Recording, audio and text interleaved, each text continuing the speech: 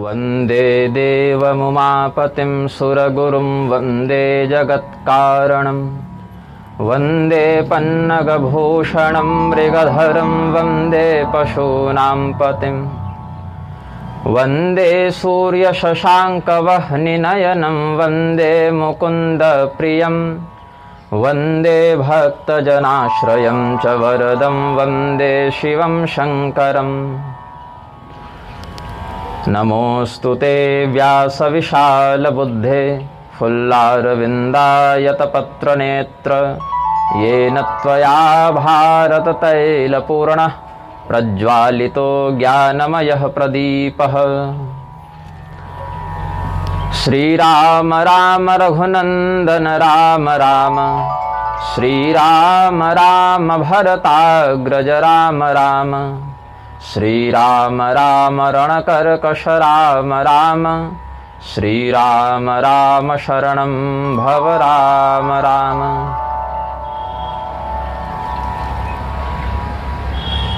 उद्भवस्थितिसंहारकारिणीं क्लेशहारिणीं सर्वश्रेयस्करीं सीतां नतोऽहं रामवल्लभाम्।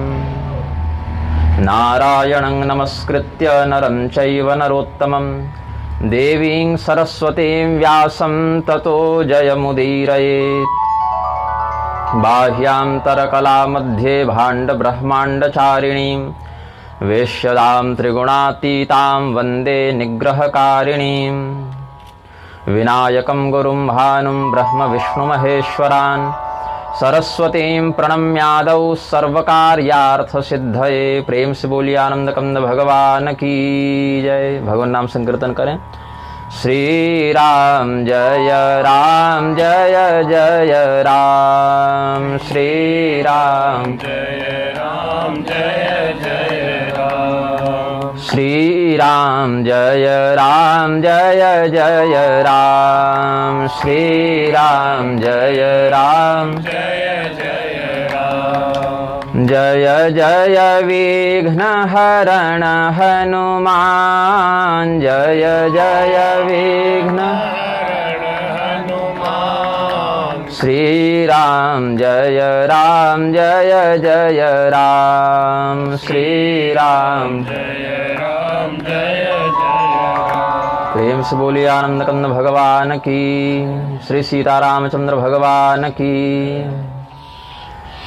नारायणं नमस्कृत्य नरं चैव नरोत्तमं देवीं सरस्वतीं व्यासं ततो जयमुदीरयेत्। भगवान की महती कृपा से कार्तिक मास में हम सब यहाँ पर अद्भुत रामायण की कथा का अनुसरण करने के लिए, अनुसंधान करने के लिए एकत्र हुए हैं। सनातन परंपरा में रामायण को शतकोटि प्रविस्तर कहा गया है। चरितम रघुनाथस्य शतकोटि प्रविस्तरम एकैकमक्षरम पुंसाम महापातक नाशनम। एक अक्षर में भी रामचरित की पूर्णता है और अनंत श्लोकों में विस्तृत होकर भी यह नहीं कह सकते कि इदमित्थम या इत्यलम, यह पूर्ण हुआ, ऐसा नहीं कह सकते। इसमें सबसे पहले रामचरितमानस, रामायण या राम कथानक, जिस भी भाव से हम इसको आलोकित करें, संबोधित करें, सर्वप्रथम महर्षि वाल्मीकि का स्मरण होता है, जिन्होंने आदि कवि की उपाधि को धारण किया और ये उपाधि उनको रामायण पर लेखन करने के कारण प्राप्त हुई। एक अशुभ और दुखद घटना से उत्प्रेरित होकर, मां निषाद प्रतिष्ठान त्वमगमः शाश्वती समाह यत्क्रौंच मिथुनादेकम अवधि काम मोहितम। एक अशुभ घटना, एक हृदय विदारक घटना से भी उन्होंने एक ऐसे सुंदर अनुपम काव्य का निर्माण कर दिया।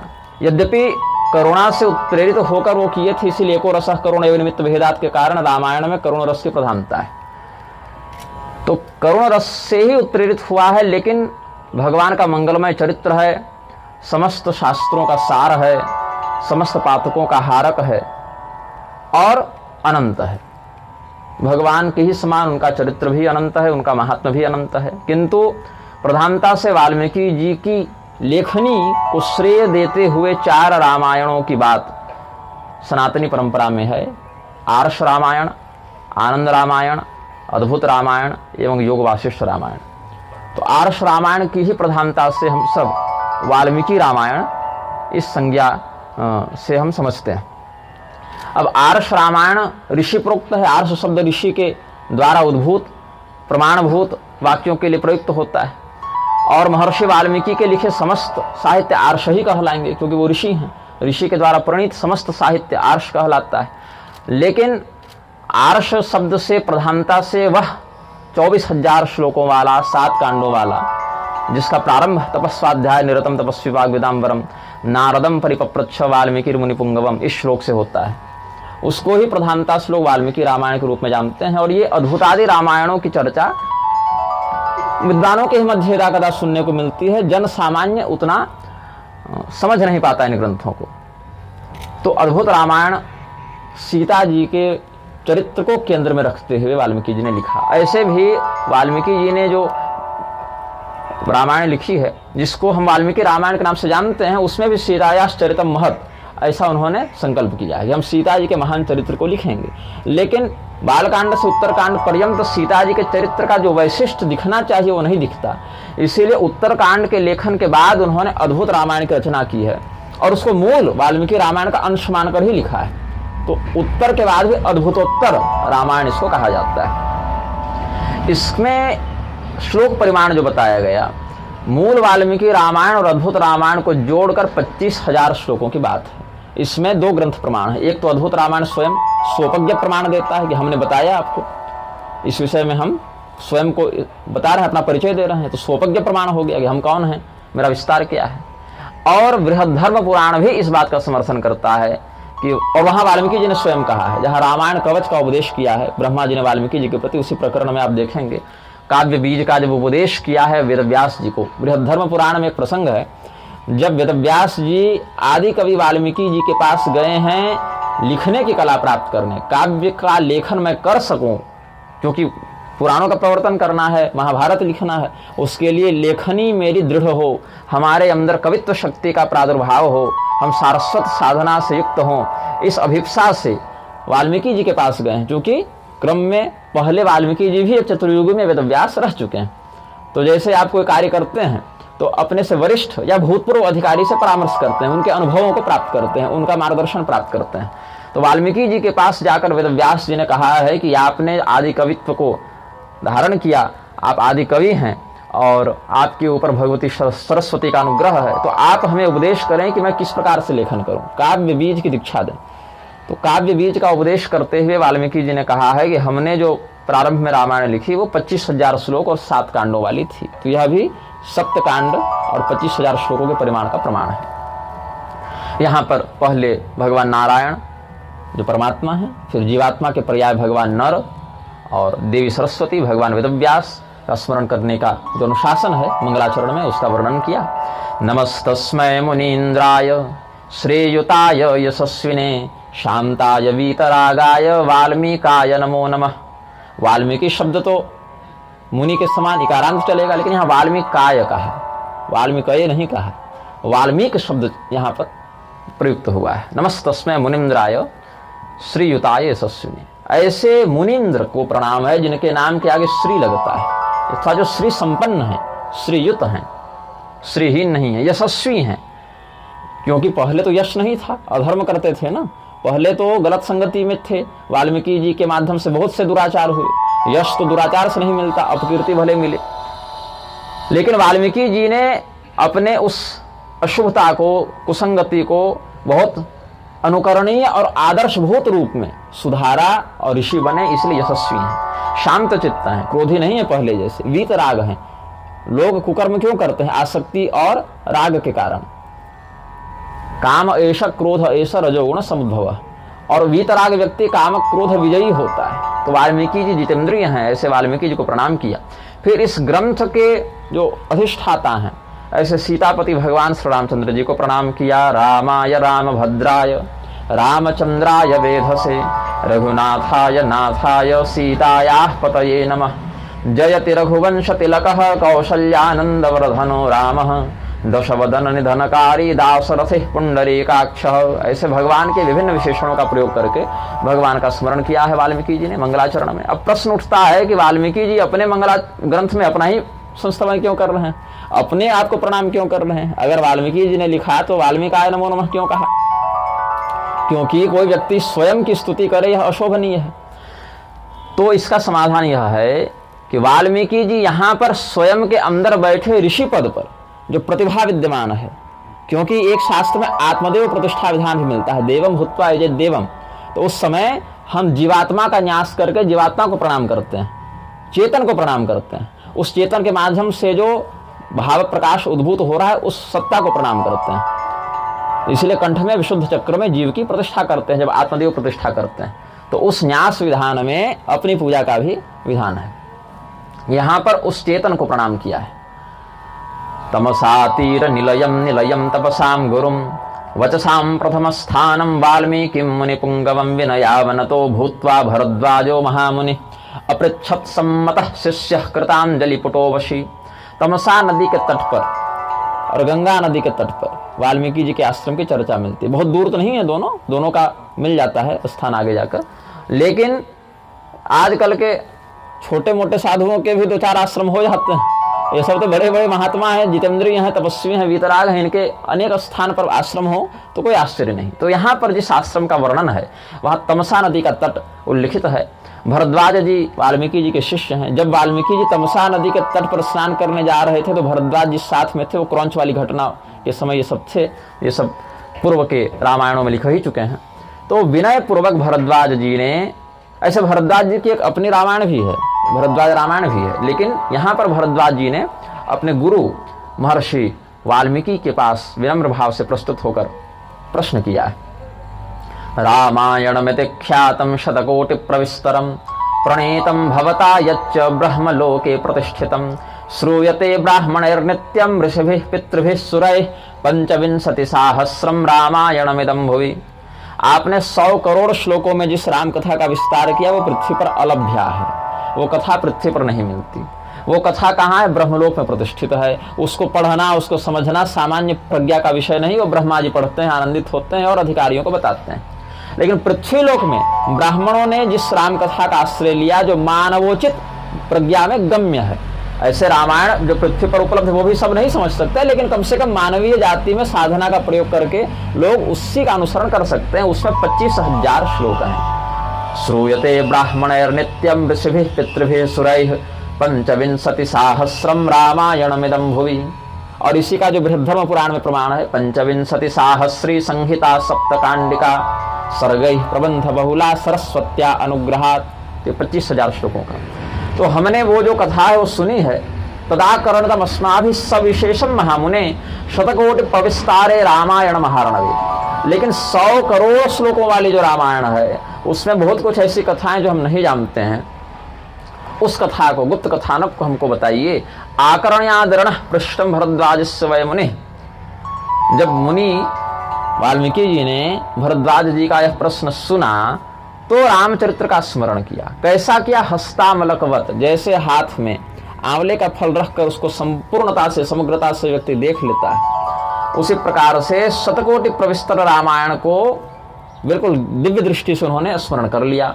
हस्तामलकवत सर्वम सस्मार शतकोटिकम ओमित्युक्त्वा मुनिः शिष्यं प्रोवाच वदतांबरम। और बोले कि तुम दीर्घायु हो भरद्वाज, क्योंकि तुमने बहुत उत्तम प्रश्न किया है। शतकोटि प्रविस्तारे रामायण महारणवे रामस्य चरितम सर्वमाश्चर्यं सम्यगीरितं 25,000 नृलोके यत् प्रतिष्ठितम नृणाम हि सदृशं रामचरितम वर्णितम ततः। मनुष्यों के ही उद्धार के लिए, मनुष्यों को शिक्षा देने के लिए मर्त्यावतारस्त्य मर्त शिक्षणम रक्षोवधाये वन केवलं विभो। तो भगवान मर्त शिक्षण के लिए आए हैं। इसीलिए भगवान के चरित्रों में जहां मनुष्य प्रेरणा प्राप्त कर सके ऐसे चरित्रों को प्रधानता से हमने रामायण में बताया है। और वहां पर भगवान श्री रामचंद्र जी के चरित्र को लिखने में हम ऐसे लगे, हमारा मन ऐसा रमा कि थोड़ा सा सीता जी का चरित्र छूटता सा गया। जिस प्रकार से उनके चरित्र पर भी हमको लिखना था हम नहीं लिख पाए। तो विशेषता से हमने सीता जी के महात्मा को नहीं बताया उसमें। रामस्य चरितम सर्वमाश्चर्यं सम्यगीरितम 25,000 नृलोके यत् प्रतिष्ठितम। आश्चर्य चरित्र है राम जी का। वहां भी मनुष्यों के लिए भी जो चरित्र है वो सर्वगम्य नहीं है, लेकिन फिर भी कुछ अनुकरणीय है। लेकिन सीता जी का चरित्र तो हमने विशेष करके नहीं कहा। क्यों नहीं कहा? इसका कारण है सीतायाः मूलभूतायाः प्रकृतेश्चरितम् महत्। भगवती सीता जी का चरित्र समझना राम जी के चरित्र की अपेक्षा भी अधिक रहस्यमय है, इसीलिए हमने बहुत कम उसको लिखा। कोई अधिकारी मिलेगा तो समय अनुसार बताएंगे, ऐसा सोचकर हमने उस पर थोड़ा कम लिखा है। आश्चर्यमाश्चर्यमिदं गोपितं ब्रह्मणो गृहे हिताय प्रिय शिष्याय तुभ्यमावेदयामि तत्। जो जानकी जी का चरित्र ब्रह्मलोक में गुप्त रूप से हमने सुरक्षित रखा है। अब तुमने पूछा है, ना पृष्ठम कस्यचित् ब्रूयात्, बिना पूछे नहीं बताना चाहिए। उस दिन ब्रह्मचारी जी कह रहे थे तो बिना पूछे नहीं बताना चाहिए। अब तुमने पूछा है तो मैं बता रहा हूं। तो वो जो दिव्य ज्ञान ब्रह्मलोक में हमने सुरक्षित रखा हो अब बता रहा हूं, क्योंकि तुम प्रिय शिष्य हो, तुम हित का चिंतन करते हो, हम तुम्हारे हित का चिंतन करते हैं, तुम अपने हित का चिंतन करते हो। जो शिष्य अपने हित का चिंतन करेगा वही गुरु की बात मानेगा, और जो शिष्य अपने हित का चिंतन करेगा वही गुरु के द्वारा हित को प्राप्त करेगा। अब अपने हित में मतलब स्वार्थ नहीं, हित। स्वार्थ और हित में अंतर है ना। हित मतलब हित, स्वार्थ नहीं। जानकी प्रकृति सृष्टिरादिभूता महागुणा तपः सिद्धि स्वर्ग सिद्धिर्भूतिर्मूर्तिमती सती विद्या विद्या च महती गीयते ब्रह्मवादिभिः वृद्धि सिद्धिर्गुणमयी गुणातीता गुणात्मिका। जानकी जी कौन है? तपस्या, स्वर्ग, जो कुछ प्राप्त करना है, जिसका समग्र पुण्य फल प्राप्त हो सके, सब कुछ देने वाली भगवती मूर्तिमान मूल प्रकृति हैं, आदिभूता हैं, सर्वगुण संपन्ना हैं। यही विद्या रूप से मोक्ष प्रदान करती हैं और अविद्या रूप से जीव को फंसाती हैं।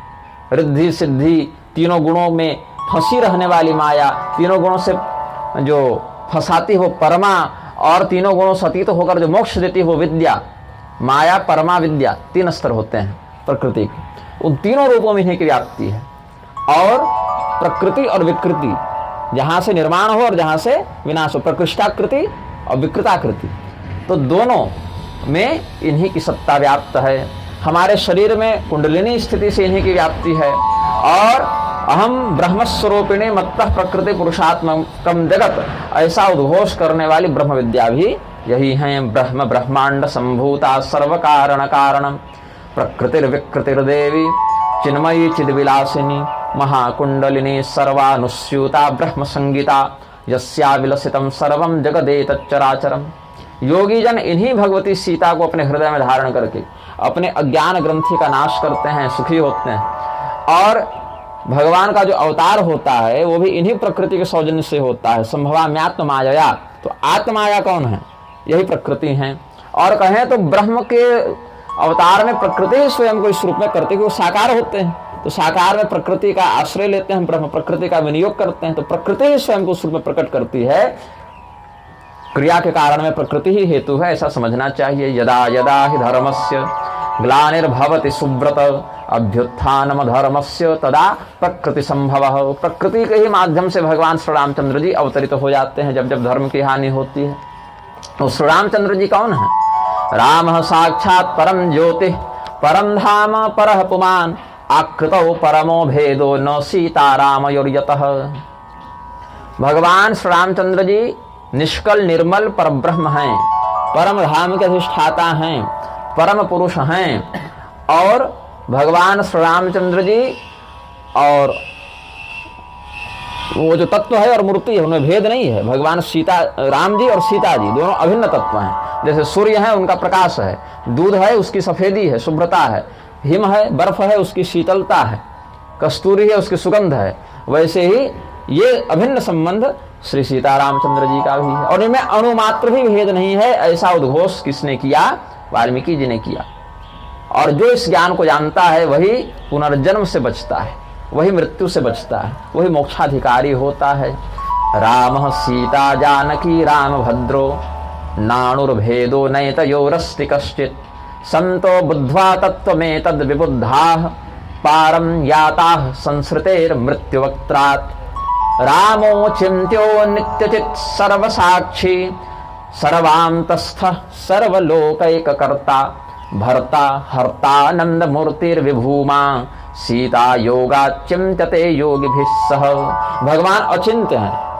यन मनसा न मनुते येनाहुर मनोमतम तदेव ब्रह्मत्वं विद्धि नेदम यदिदमुपासते। आप मन से परमात्मा का चिंतन नहीं कर सकते, मन परमात्मा तक पहुंच नहीं सकता।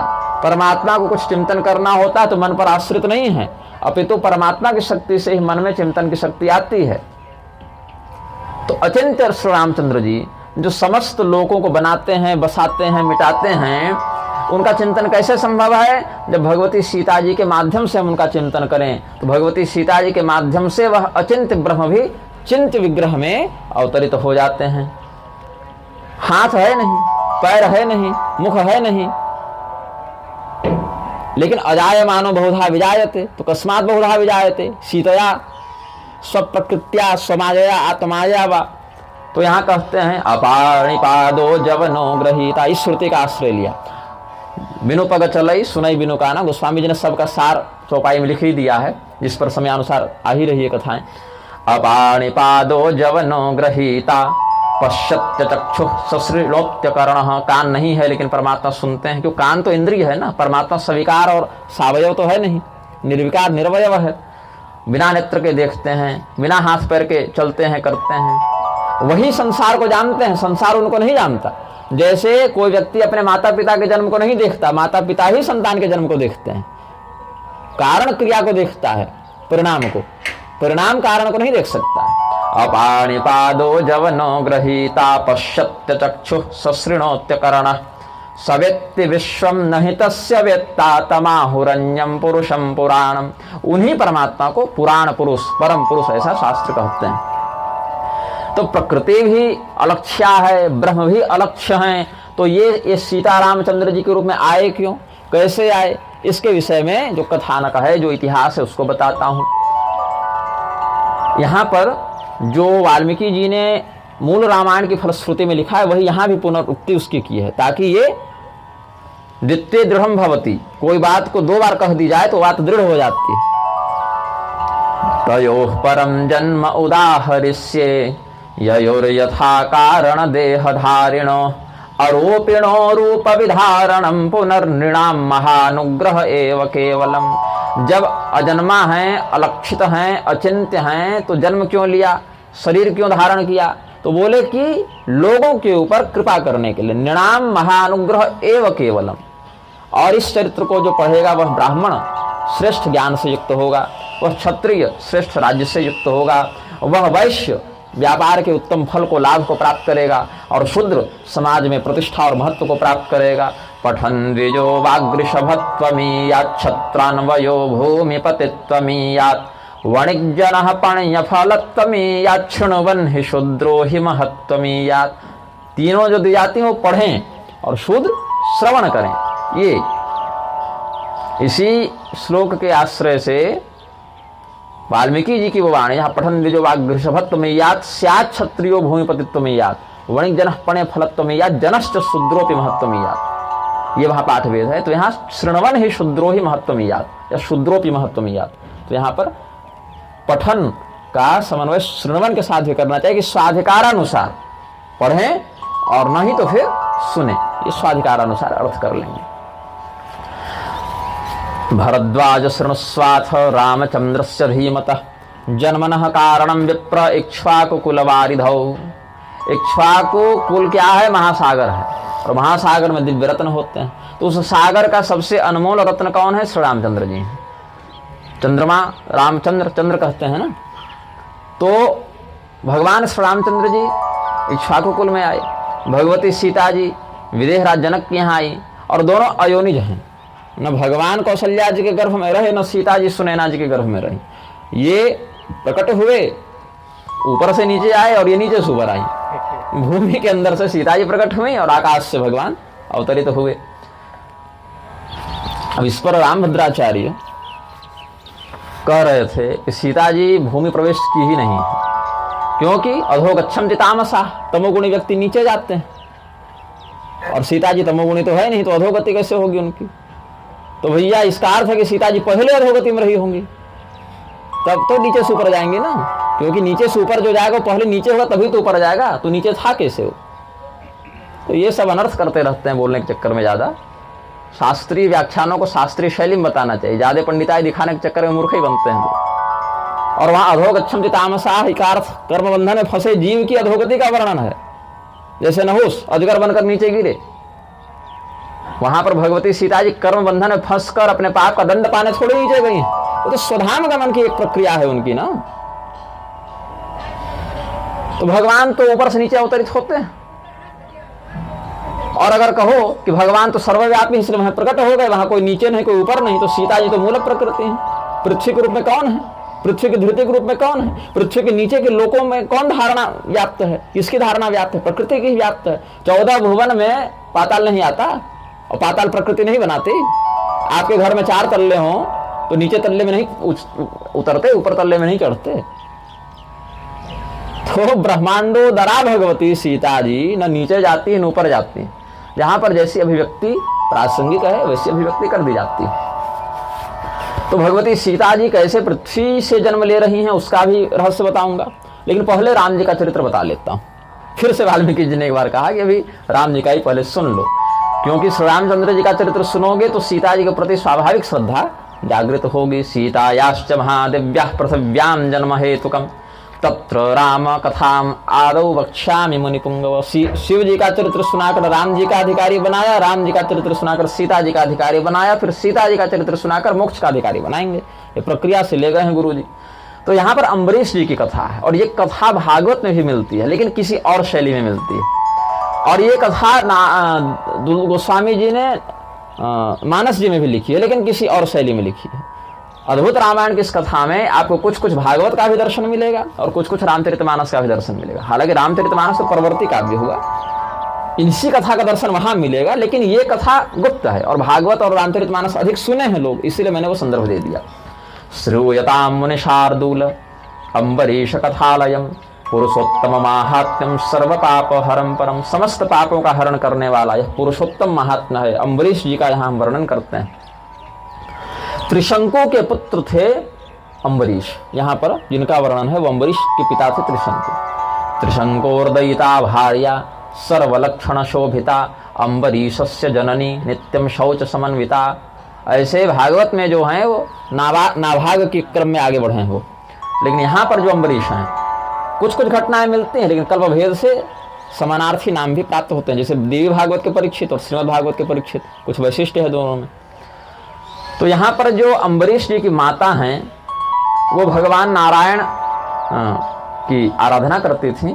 योग निद्रा समारूढ़ शेष पर्यंक शायिनम नारायणम महात्मानम ब्रह्मांड कमलोद्भवम तमसा काल रुद्राक्षम रजसा कनकांडजम सत्येन सर्वगम विष्णु सर्वदेव नमस्कृतम। तमो गुण से जो रुद्र बनते हैं, रजोगुण से जो ब्रह्मा बनते हैं और सत्व गुण से जो विष्णु बनते हैं, ऐसे भगवान नारायण की आराधना अम्बरीश की माता जी करती थी। अभी अम्बरीश का जन्म हुआ नहीं था, बच्चे के जन्म से पहले ही का वर्णन है। तो भगवान की आराधना करती थी बहुत भक्ति से, बहुत विधान से। रानी भी थी तो कोई सामग्री का भी अभाव नहीं, भक्तिमती थी तो भावना का भी अभाव नहीं, तो सामग्री भी तगड़ी हो भक्ति भी तगड़ी हो तो भगवान रीझ जाते हैं। उनका नाम था पद्मावती। तो नारायण अनंत इत्यादि भगवान नामों का प्रयोग करके वह आराधना करती थी। शुभा पद्मावती नित्यम वचो नारायणेति च अनंतेति च सा नित्यम भाषमाणा यतव्रता। ऐसे करते करते उन्होंने भगवान गोविंद की जो आराधना की है उसमें 10 सहस्र वर्ष व्यतीत हुए हैं।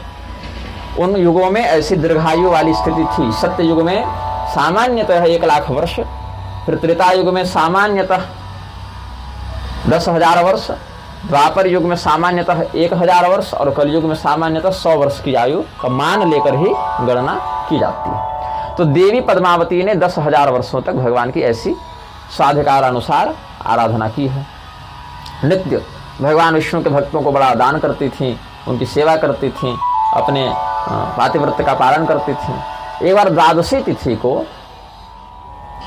महाराज त्रिशंकु और उनकी पत्नी पद्मावती दोनों भगवान की आराधना की और रात्रि को भगवान के ही आगे सो गए।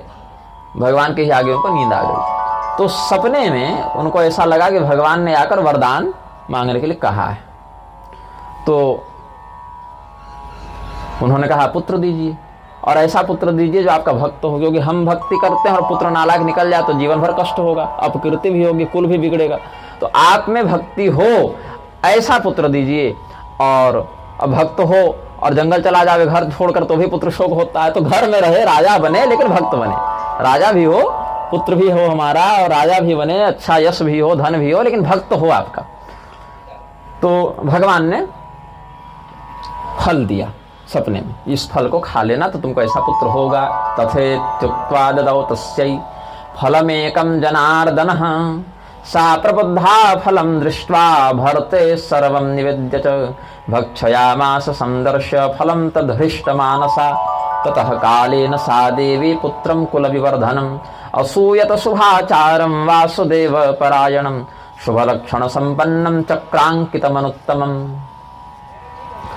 अब फल दिया भगवान ने सपने में, और वो रानी जगी तो देखती सामने फल सही में पड़ा हुआ है, तो बोली ये तो सपना सत्य हो गया। सत्यम भवतु ते वचः, ऐसा ही अनुभव किया उन्होंने। अपने पति को उठाया उसने कि हमने ऐसा सपना देखा है और भगवान हमको फल दिया और देखिए यही फल रखा हुआ है। तो क्या कहे भगवान, बोले फल दिया और कहा कि फल पा जाओ तो तुमको भक्त पुत्र होगा, वीर पुत्र होगा। फिर भगवान को प्रसाद पाई वो, और समयानुसार जैसा लक्षण पुत्र का होना चाहिए वैसे ही शुभ लक्षणों से युक्त एक पुत्र हुआ जिसके शरीर में चक्र के चिन्ह थे। तो भगवान ने अपनी मोहर लगा के भेजी थी। तो जब पुत्र का जन्म हुआ तो राजा ने जातकर्म आदि संस्कार संपादित किए, उसका नाम रखा अम्बरीश। फिर त्रिशंकु जी जब परलोक गमन किए, ये लटके वाले त्रिशंकु नहीं हैं वो त्रिशंकु हरिश्चंद्र के पिता हैं। तो ये त्रिशंकु जी का जब परलोक गमन हुआ फिर अम्बरीश राजा बने। अम्बरीश जी राजा बने तो मंत्रियों को कहा कि देखो हमको थोड़ी तपस्या करनी है, भगवान का हम भजन करना चाहते हैं, तो तुम लोग राज्य संभालो, हम कुछ दिन तपस्या करके फिर आएंगे। तो 1000 वर्षों के लिए चले गए। संवत्सर सहस्रम वै जगन्नारायणं प्रभुं हरितपुण्डरीकमध्यस्थं सूर्यमण्डलमध्यगं शंखचक्र गदापद्मं धारयन्तं चतुर्भुजं शुद्धजाम्बूनलनिभं ब्रह्म विष्णु शिवात्मकं सर्वाभरण संयुक्तं पीताम्बरधरं प्रभुं श्रीवत्सवक्षसं देवं पुरुषं पुरुषोत्तमं। भगवान नारायण का सूर्यमंडलस्थ ध्यान करने लगे।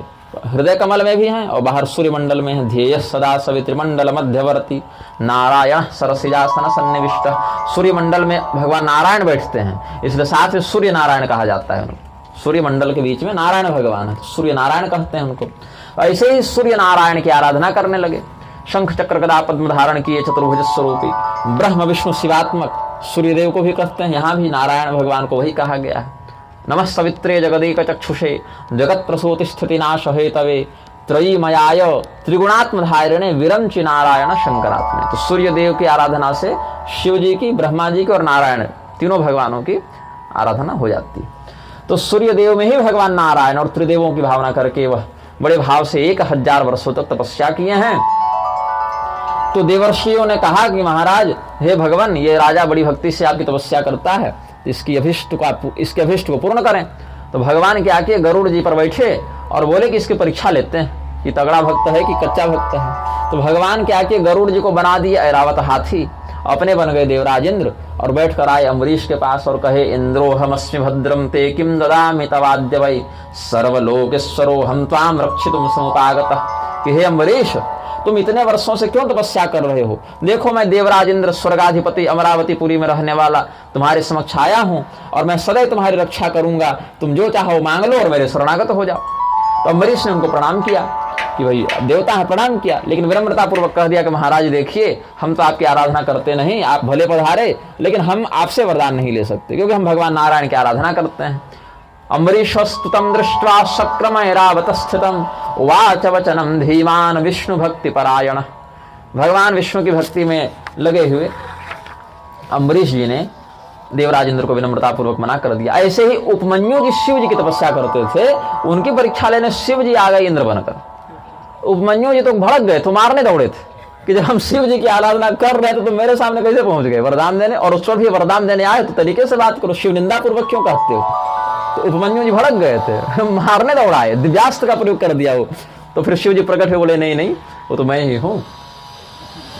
तो इंद्र देवता को कहा इन्होंने कि हे देवराज, हमने आपकी आराधना तो की नहीं है और आप कुछ देना भी चाहें तो ऐसा हम कुछ प्राप्त करना नहीं चाहते, तो आप चले जाइए, और समय बड़ा कीमती है मेरा भी और आपका भी, तो आप समय नष्ट ना करें, क्योंकि मेरे लिए भगवान नारायण के अलावा कोई भी वरणीय वरद नहीं है। मम नारायणो नाथस्ताम न तोष्ये मराधिप व्रजेन्द्रमाकृथास्त्वत्र ममाश्रम विलोपनम।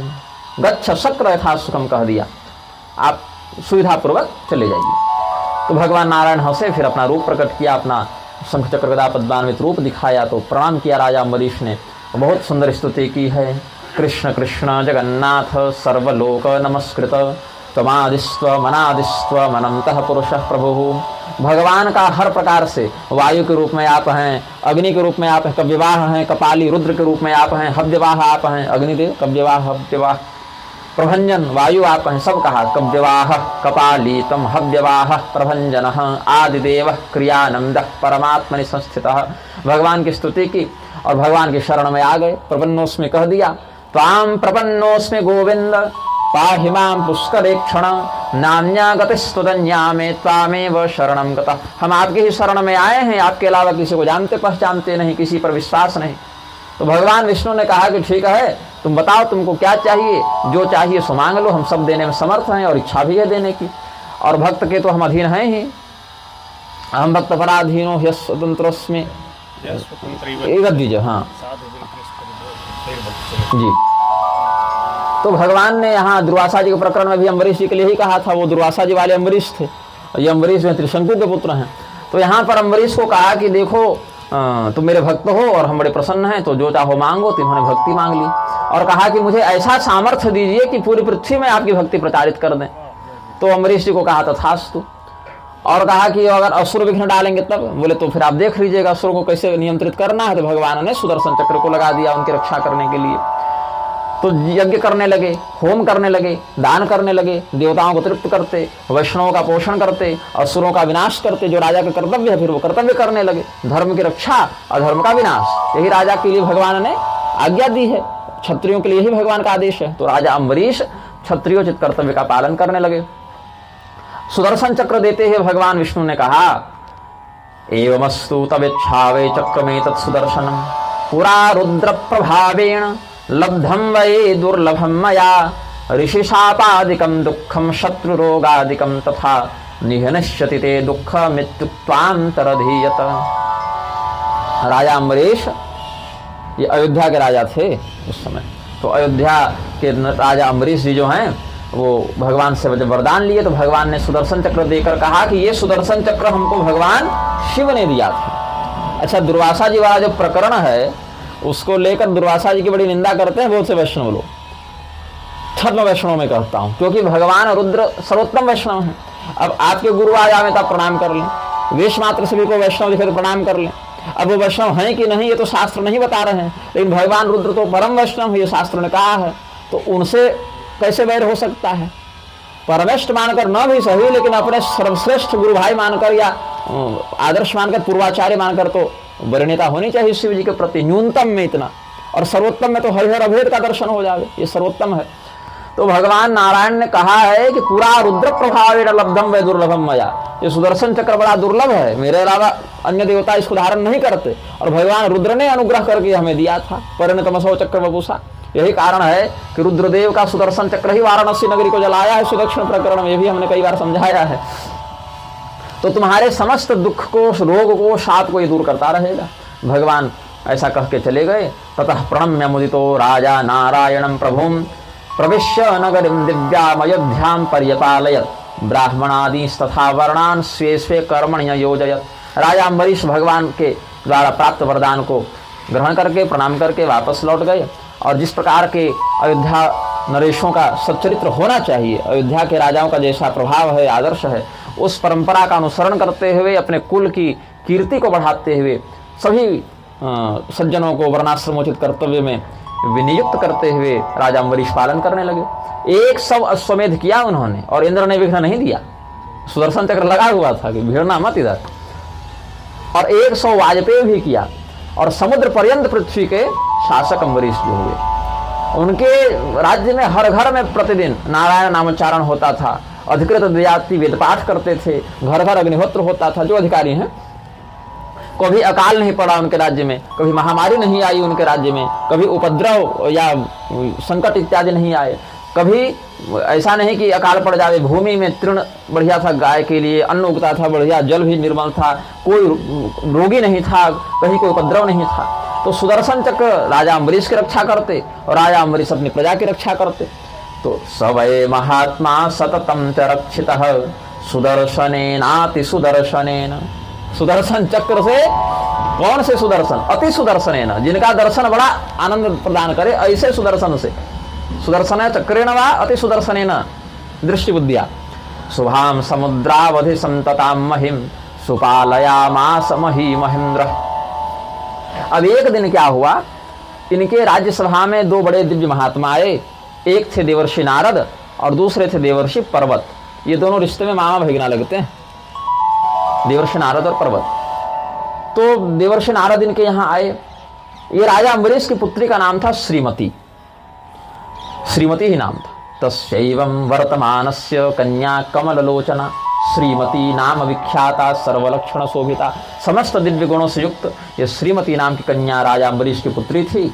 और अम्बरीश जी के यहाँ पर्वत और नारद दोनों आए, तो उन दोनों को आया हुआ देखकर अम्बरीश जी ने सत्कार किया।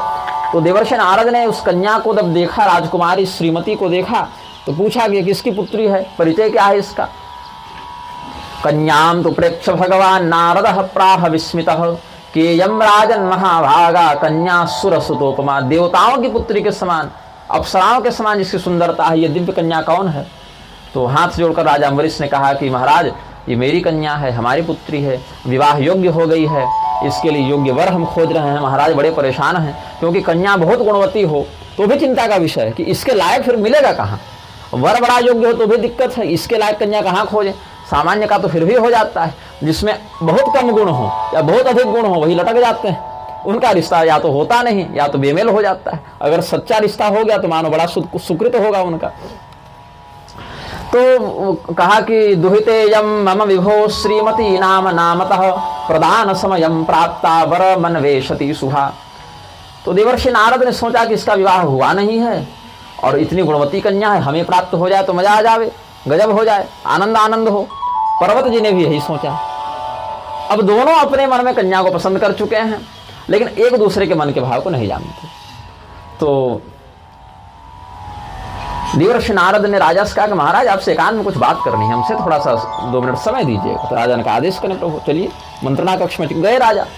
तो राजा को प्रणाम किया और राजा ने प्रणाम किया देवर्षि नारद को, आदेश कीजिए गुरुदेव, क्या आदेश है हमारे लिए? बोले आदेश कुछ नहीं, ये कन्या का विवाह अगर आप हमसे कर दें तो आपका बड़ा मंगल होगा। बोले ठीक है महाराज, आप ऐसा कहते हैं तो हम विचार करके आपको उत्तर देंगे। अब आपने तो अभी कहा है, अब कन्या से भी तो पूछना पड़ेगा ना, अब सीधे हाँ कह देने से तो दिक्कत है। तो आपने कहा, हमने आपके प्रस्ताव को सुन लिया, अब हमको थोड़ा समय दीजिए चिंतन करने के लिए। फिर ये लोग कक्ष से बाहर निकले। तो पर्वत मुनि ने कहा कि महाराज हमको भी 2 मिनट आपसे बात करनी है। तो फिर राजा अम्बरीश मंत्रणा कक्ष में घुस गए पर्वत जी के साथ। तो पर्वत जी ने भी कहा, पर्वतोपि तथा प्राह राजानम रहस्य प्रभुम ताभौ प्राह धर्मात्मा प्रणिपत्य भयार्दितः।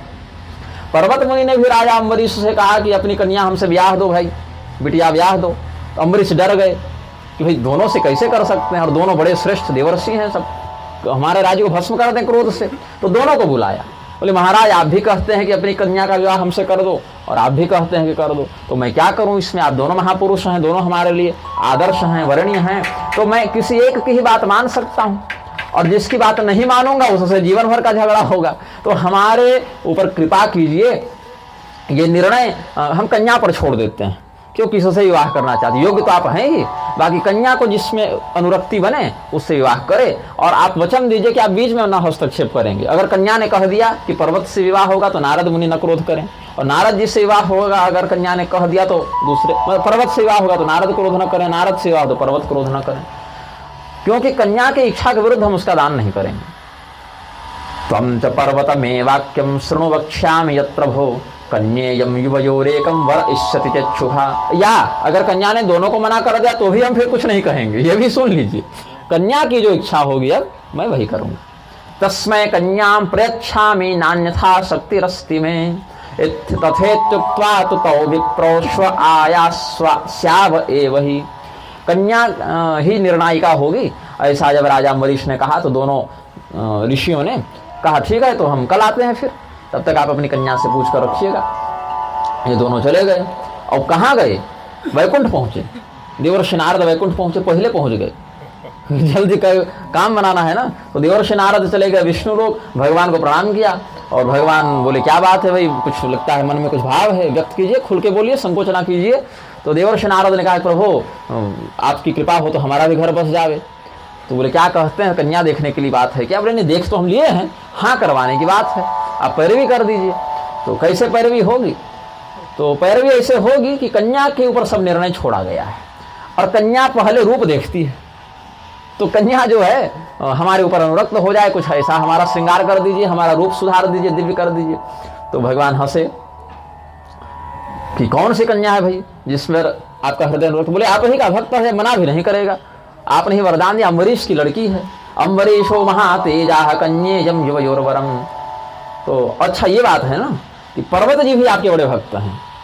तब तक पर्वत जी पहुंचे तो देखे बात हो रही, तो देखा पर्वत जी आ रहे हैं, तो बात गड़बड़ा जाएगी। बोले पर्वत जी भी आपके बड़े भक्त हैं, और ये भी उसकी इच्छा करते हैं, क्योंकि पर्वत जी अपने से बात करें तो शायद मामला बिगड़े, तो हम जब उठाए हैं विषय को तो ठीक से बोल दें, ऐसा सोचा। तो पर्वत जी भी आपकी भक्ति करते हैं, ये भी आपके बड़े भक्त हैं। और राजा ने कहा है हम दोनों को कि भाई कन्या जिसको पसंद करे तो हो जाएगा विवाह उसी से। तो पर्वत मुनि थोड़ी समझ गए कि नहीं, नारद मुनि मामला गड़बड़ाएंगे नहीं, इन मतलब भगवान से बात छिपा नहीं रहे हैं। ऐसे तो भगवान सर्वज्ञ हैं, लेकिन नारद मुनि ने मेरा भी नाम लिया है। तो हमने कल मिलने की बात कही है भगवान से, तो ऐसा कीजिएगा प्रभु, हमारा मुख तो बड़ा सुंदर बनाइएगा, पर्वत का मुख बंदर का बना दीजिएगा, तो कन्या स्वयं जो है सो हमारे ऊपर अनुरक्त हो जाएगी। भगवान बोले अच्छा चलो ठीक है, आप हमारे बड़े प्रिय हैं नारद जी, और आप जो चाहते हैं सो होगा। आपका मुख चाहे जैसा हो, अभी तो ये नहीं कहा कि मेरा मुख सुधार दीजिए, अभी केवल ये कहा कि पर्वत का मुख बिगाड़ दीजिए। अपना मुख तो फिर भी बंदर से अच्छा दिखेगा। पर्वत जी के सामने नहीं, पर्वत जी पीछे दिखे ना, उनको आ ही रहे थे ना, तो दूर से चिल्ला कर बोले जोर से कि पर्वत जी भी आपके भक्त हैं।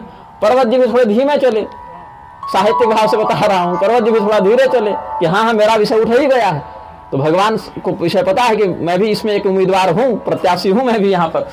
तो बोले कि पर्वत जी भी आपके बड़े भक्त हैं, इनका मुख बंदर का कर दीजिएगा, क्योंकि राजा ने कहा है कि जिसको कन्या पसंद करेगी उसी से विवाह होगा। फुटनोट में लिख देते हैं ना वकील सब, जज साहब थोड़ा संभल के फैसला करने से पहले इन बिंदुओं पर विचार कर लीजिएगा, जीना खाना है अभी धरती पर। तो फिर देखते हैं कैसा बड़ा क्रिमिनल है कि इसके विरुद्ध फैसला देना है। फिर घर में फोन करते हैं कि बिटिया स्कूल से घर आ गई, बोले अभी नहीं आई है। तो अच्छा ठीक है, इसके फैसले में थोड़ी नरम ही बरतेंगे, पता चला इसके लोग वहीं उठा के ले गए बिटिया को। तो ऐसे ही फुटनोट में कह दिया कि पर्वत जी का मुख बिगाड़ दीजिएगा बंदर जैसा। भगवान बोले अच्छा ठीक है, आप सुखपूर्वक आगे पधारिए, हम सब कर लेंगे। आप कह दिया, हमने कर लिया। तो ये चले गए। तब तक पहुंचे पर्वत मुनि, बोले कि क्या कह रहे थे देवर्षि नारद? तो कह रहे थे भाई कोई कन्या से आप लोग दोनों प्रेम कर बैठे हैं, तो राजा अम्बरीश ने कहा कि जिससे कन्या का मन लगेगा उसी से विवाह करेंगे। अच्छा अच्छा, तो सुनिए ना प्रभु, जब विषय पता ही है तो एक कृपा मुझ पर कीजिए। बोले क्या करना है? ये नारद का मुख बंदर का कर दीजिएगा, हमारा वाला ठीक जो है वो तो बंदर से तो बढ़िया ही दिखेंगे, चाहे जितना भी मनुष्य जितना भी कुरूप दिखे, बंदर से तो बढ़िया दिखेगा। तो नारद मुनि का मुख बिगाड़ दीजिएगा। भगवान बोले ठीक है, ये भी सही। एकांत में कहा प्रणम्य माधवम हृष्टो रहस्ये नमवाच वृत्तांतम च निवेद्याग्रे नारदस्य जगतपते। और कल कौन था वो? परमहंसाचार्य कह रहा था मतैक्य करो, हाँ 3 एकड़ के जगत गुरु हैं वो। तो वो क्या कह रहे थे? नहीं ये व्याकरण पढ़ाया, व्याकरण पढ़ाए आप उनको? तो क्या पढ़ाए? कैसा चेला निकला भाई? कुछ ही दिन का पढ़ने लायक है वो। तो कहा कि मतैक्य हो, मतभेद छोड़ दे, यहाँ देवर्षियों में मतैक्य हो नहीं रहा है, आपको मनुष्य में मतैक्य चाहिए। तो अच्छा, मुझे लगता है उसने अपना नाम ही जगत गुरु रख लिया है कि जब बुलाना पड़े तो जगत गुरु कहना पड़े।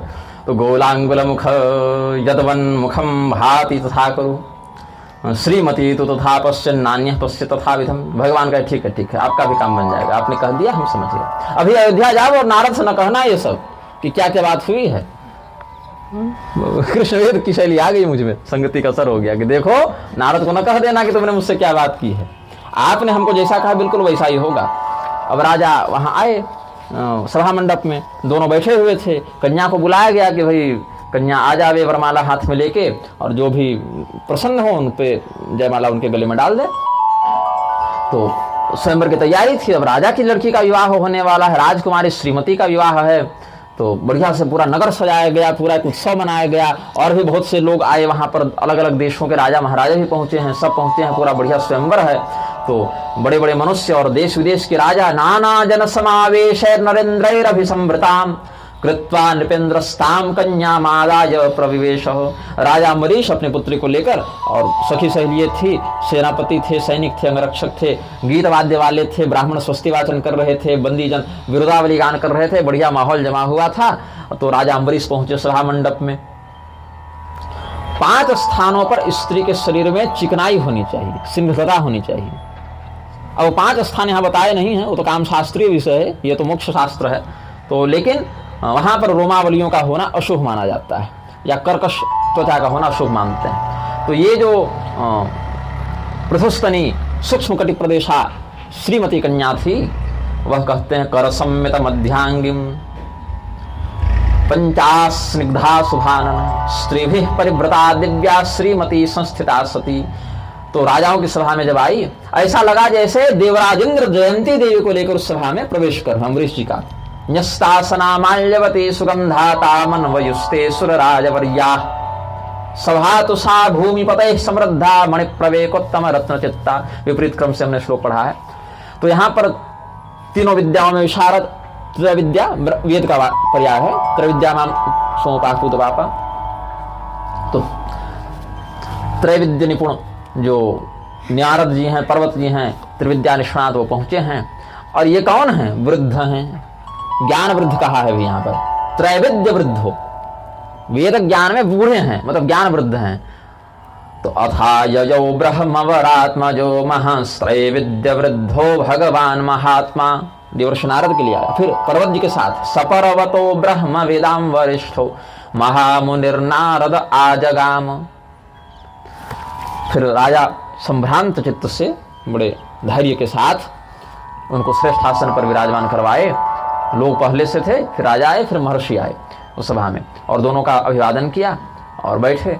तो दोनों को प्रणाम किया। राजा ने अपनी पुत्री को कहा कि इनको प्रणाम करो और इनको एक बार देखो, समझो कि किसके साथ तुम्हारा जीवन तुमको अनुकूल लग रहा है, फिर जो भी पसंद हो उनके गले में जयमाला डाल दो।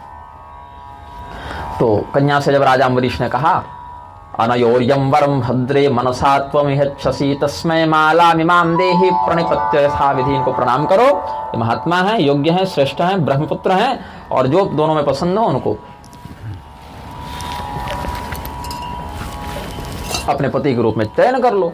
तो स्वर्ण मंडिता माला को लेकर वो श्रीमती कन्या वहां विश्वमोहिनी इत्यादि भी प्रकारांतर से नाम बताते हैं, और राजा का नाम शीलनिधि बताते हैं कथांतर से, गोस्वामी जी ने जिस रूप में वर्णन किया है। लेकिन मुख्य केंद्रभूत यही भाव चल रहा है। हाँ, वहां पर्वत जी नहीं है, यहाँ पर्वत जी हैं, और एक दूसरे का काम बिगाड़े हैं दोनों। पर्वत जी या नारद जी में से एक ही उम्मीदवार रहते तो काम बन भी सकता था कदाचित, लेकिन ये अपना काम बनाने नहीं, दूसरे काम बिगाड़ने गए थे। केवल ये कहते कि मैं उस कन्या को प्राप्त करना चाहता हूं, मेरे ऊपर अनुग्रह कीजिए। कह दिया नहीं, मेरा जो है सो चलेगा, लेकिन अगले का काम नहीं बनना चाहिए। हमको टेंडर मिले न मिले, उसको नहीं मिलना चाहिए, यही बात है। तो यहाँ पर वो राजकुमारी खड़ी रह गई, देख रही, पसंद नहीं आ रहे कोई।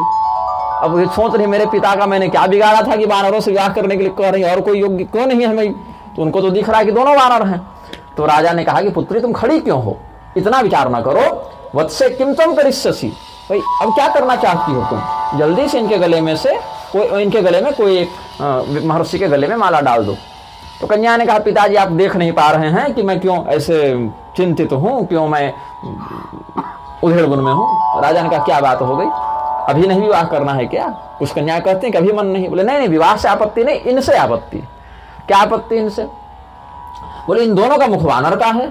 सा प्राह पितरम त्रस्ता, डर गई, त्रस्त हो गया उसका। इमौतु वानराननो, हमको तो नारद और पर्वत कहीं नहीं दिख रहे दो वानर बैठे। तो नारद और पर्वत दिखे तब तो उनके गले में माला डाले ना, तो आपके बताए ऋषि हैं कहाँ?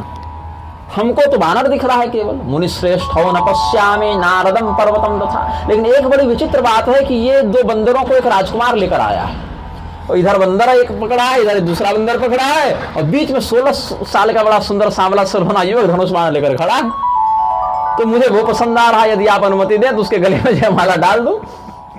तो कहते हैं जैसे भगवान के बंदरे हैं हम लोग सब, भगवान मदारी हैं तो हम बंदर हैं, वही भगवान ने दिखा दिया। सर्वाभरण संयुक्त मतसी पुष्प सन्निभम दीर्घबाहुम विशालाक्षम तुंगोर स्थलमुत्तमम। दीर्घबाहु, विशाल नेत्र, वक्षस्थल विशाल और स्वर्ण के समान सुंदर पीताम्बर, पीला है ना सोना और चमकता है, तो स्वर्ण के समान स्वर्णाभ पीताम्बर धारण किए हैं। और त्रिबली युक्त नाभि, अब तो 6 पैक बनाने लगे ना, 3 रेखाएं होती हैं, त्रिबली युक्त नाभि और कृश उदर वाला, लेकिन पेट में निकला नहीं है, बिल्कुल व्यवस्थित है। स्वर्ण के गहने पहने हुए सुंदर नाखून और कमल के समान मुख, कमल के समान नेत्र और हाथों में भी कमल।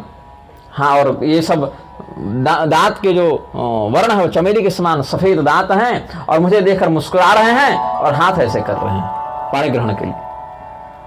तो दक्षिण हाथ से तुम मुझे ग्रहण करो, ऐसा भाव रखते हुए। तो अगर कहें तो हम इनका हाथ फिर थाम लें। हसंतम माम समालोक्य दक्षिणम च प्रसार्य वै पाणिम स्थितमिदं छन्नम पश्यामि शुभमूर्धजम। तो देवर्षि नारद समझ गए ये गड़बड़ की है वैकुंठ वाले, ये भगवान विष्णु यहाँ पर हम लोग के साथ खेल खेले। तो देवर्षि नारद ने कहा अच्छा ये बताओ उसकी भुजाएं कितनी हैं, पकड़ेंगे छल को। तो कहे एवं मुक्ते मुनि प्राह नारद संशयं गतः। नारद जी को संदेह हो गया कि यम दम्बाहवस्तस्य कन्ये वद यथा तथम। हे कन्ये सत्य बोलो, उसके जो तुमको दिख रहा है वो सुंदर युवक, हमको तो नहीं दिख रहा लेकिन तुमको दिख रहा, तो उसकी भुजाएं कितनी हैं? तो कन्या ने कहा कि 2 भुजाएं हैं। कि बाहुद्वयं च पश्यामित्याह कन्या सुविस्मिता किं च पश्यसि मे ब्रूहि करे किं धारयत्यपि प्राहतां पर्वतस्तत्र तस्य वक्षस्थले शुभे। कन्या बोली कि मैं देख रही 2 भुजाएं हैं। तो अच्छा उसके सीने पर कुछ निशान दिख रहा है क्या? उस शिवत्स के चिन्ह में भी भगवान रखते हैं ना, भृगु जिलात मारे थे तो चरण चिन्ह रखे हैं। तो पूछे उसकी छाती पर सीने पर कुछ दिख रहा है क्या? तो बोली माला पहने हैं, अब अंदर में कुछ होगा तो नहीं पता, बाहर से तो माला दिख रही है, तब कैसे पता चलेगा अंदर कुछ है कि नहीं? माला है। और हाथ में क्या पहने हैं? और 2 हाथ है तो फिर क्या धारण किए हैं? बोले धनुष बाण है। वक्षस्थले से पश्यामि करे कार मुख सायको। पहले तो कहा कन्या तमाह मालाम वै चंद्र रूपा मनुत्तमाम। तो यहाँ पर कारमुक सायको वक्षस्थले से पश्यामि करे कारमुक सायको, ये कन्या ने कहा। तो दोनों ने चिंतन किया कि माया है किसकी? मायापति भगवान के अलावा ये रहस्य किसी को पता है नहीं, और मायापति भगवान आते तो चतुर्भुज रूप में आते, और चतुर्भुज रूप में है नहीं ये व्यक्ति, ये 2 हाथ लेके आया है। 2 हाथ वाले हो सकता है कृष्ण भगवान हो, अगर कृष्ण भगवान 2 भुज में आते हैं, ऐसा सोचा। तो मायावी तस्करो न्यूनम स्वयमेव जनार्दन। तो फिर हमारा मुख बंदर का कैसे हो गया? ये भी तो चिंता का विषय है, क्योंकि नारद जी और पर्वत जी आपस में कह नहीं रहे कि हमने भगवान से क्या कहा था। नारद जी सोच रहे हैं कि हमने तो पर्वत का मुख कहा था, पर्वत का मुख तो बंदर का है, ये समझ में आ रहा, मेरा कैसे हो गया? और पर्वत जी सोच रहे हैं कि हमने तो ये कहा था कि नारद का मुख बंदर का हो जाए, अब नारद का मुख तो हो जाए ठीक है, मेरा कैसे हो गया? तो दोनों फंसे हुए हैं। आगतो नान्यथा कुर्यात् कथं मेन्यो मुखं त्विदं गोलांगुलीयमित्येवं चिन्तयामास नारदः पर्वतोऽपि तथैव तद्वानरत्वं कथं मया प्राप्तमित्येव सहसा चिंता मापे दिवांस्तथा। तो राजा प्रणाम करते हैं देवर्षि नारद को और पर्वत जी को, और बोले कि ये हो क्या रहा? भवद्भ्याम किमिदं भद्रौ कृतं बुद्धि विमोहनम, कि आप लोगों ने क्या यहाँ पर माया की है मेरी बेटी के साथ? क्योंकि देवर्षि नारद भी मायावी हैं, पर्वत जी भी माया जानते हैं, दिव्य हैं तो सिद्धियां हैं इनके पास, तो ऐसा इंद्रजाल दिखा दें। तो बोले हे महाराज हमारे साथ ऐसा ना कीजिए, और यदि आपको चाहिए कि मेरा विवाह हो जावे तो ये सब माया दिखाना बंद कीजिए और ठीक से अपना रूप बनाकर बैठिए, क्योंकि हमको तो आप ठीक ही दिख रहे हैं, कन्या को बंदर दिख रहा है। तो आप लोग महाराज कन्या के दिमाग के साथ मत खेलिए, आप लोग जैसे हैं उचित सुंदर रूप में बैठिए। तो देवर्षि नारद भड़क गए, हमने क्या माया की है? माया तुम कर रहे हो, तुम बोलो कि हमको विवाह करवाने मन नहीं है, और नहीं तो बाकी किसी को हम बंदर नहीं दिख रहे, केवल कन्या को बंदर दिख रहे, तुमने छल किया है। तो राजा कह रहे नहीं महाराज हम क्यों छल करेंगे, हमने तो कहा कि कन्या जिसको वर्ण करे, हम इतना खर्चा क्यों करेंगे छल करने के लिए महाराज। तो देवर्षि नारद कह रहे हैं कि तुम माया कर रहे हो, तुमने कुछ गड़बड़ की है यहाँ पर। और राजा कह रहा महाराज आप ही कोई परीक्षा ले रहे हैं, आप ही कृपा कीजिए। तो वो कन्या डर गई कि कहीं शाप न दे दें ये सब ऋषि, मेरे पिता पर क्रोधित हो जावे, शाप दे दे तो बड़ा अनर्थ हो जावे। उस कन्या ने सोचा क्या करें, समझ में नहीं आया। तो दोनों के बीच में खड़ी हो गई कन्या, और दोनों को देखा, और वो जो पुरुष था दिव्य पुरुष धनुष बाण वाला, उसके गले में माला डाल दी। अब जैसे ही उस कन्या ने उस पुरुष के गले में माला डाली, पुरुष तो किसी को नहीं दिख रहा था, केवल कन्या को दिख रहा था, कन्या ने माला डाली और कन्या भी गायब हो गई। अब कन्या भी किसी को न दिखने लगी। पहले तो पुरुष नहीं दिख रहा था, अब कन्या भी किसी को नहीं दिखने लगी, दोनों गायब हो गए। माला मादाय तिष्ठन्ति तयोर्मध्ये समाहिता पूर्ववत् पुरुषं दृष्ट्वा माल्ये तस्मै ददौहिसा अनन्तरं च सा कन्या दृष्ट्वा न मनुजः पुरः ततो नादस्तमभवत् किमेतदिति विस्मयात्। अब राजा भी भड़क गए, या आपने हमारी कन्या कहाँ गायब कर दी महाराज, ऐसी माया न दिखाया करो। वो बोले कि नहीं नहीं, हमने कुछ नहीं किया है, और लग रहा है तुमने भी कुछ नहीं किया है, क्योंकि भाई अपनी बेटी ऐसे कौन गायब करवाता है, विवाह करवा देंगे। और कन्या भी खुद ही कह रही है कि कोई उसको दिख रहा है, मतलब यहाँ कोई तीसरी शक्ति भी विद्यमान है जो पूरे काम को बिगाड़ रही है। तो भगवान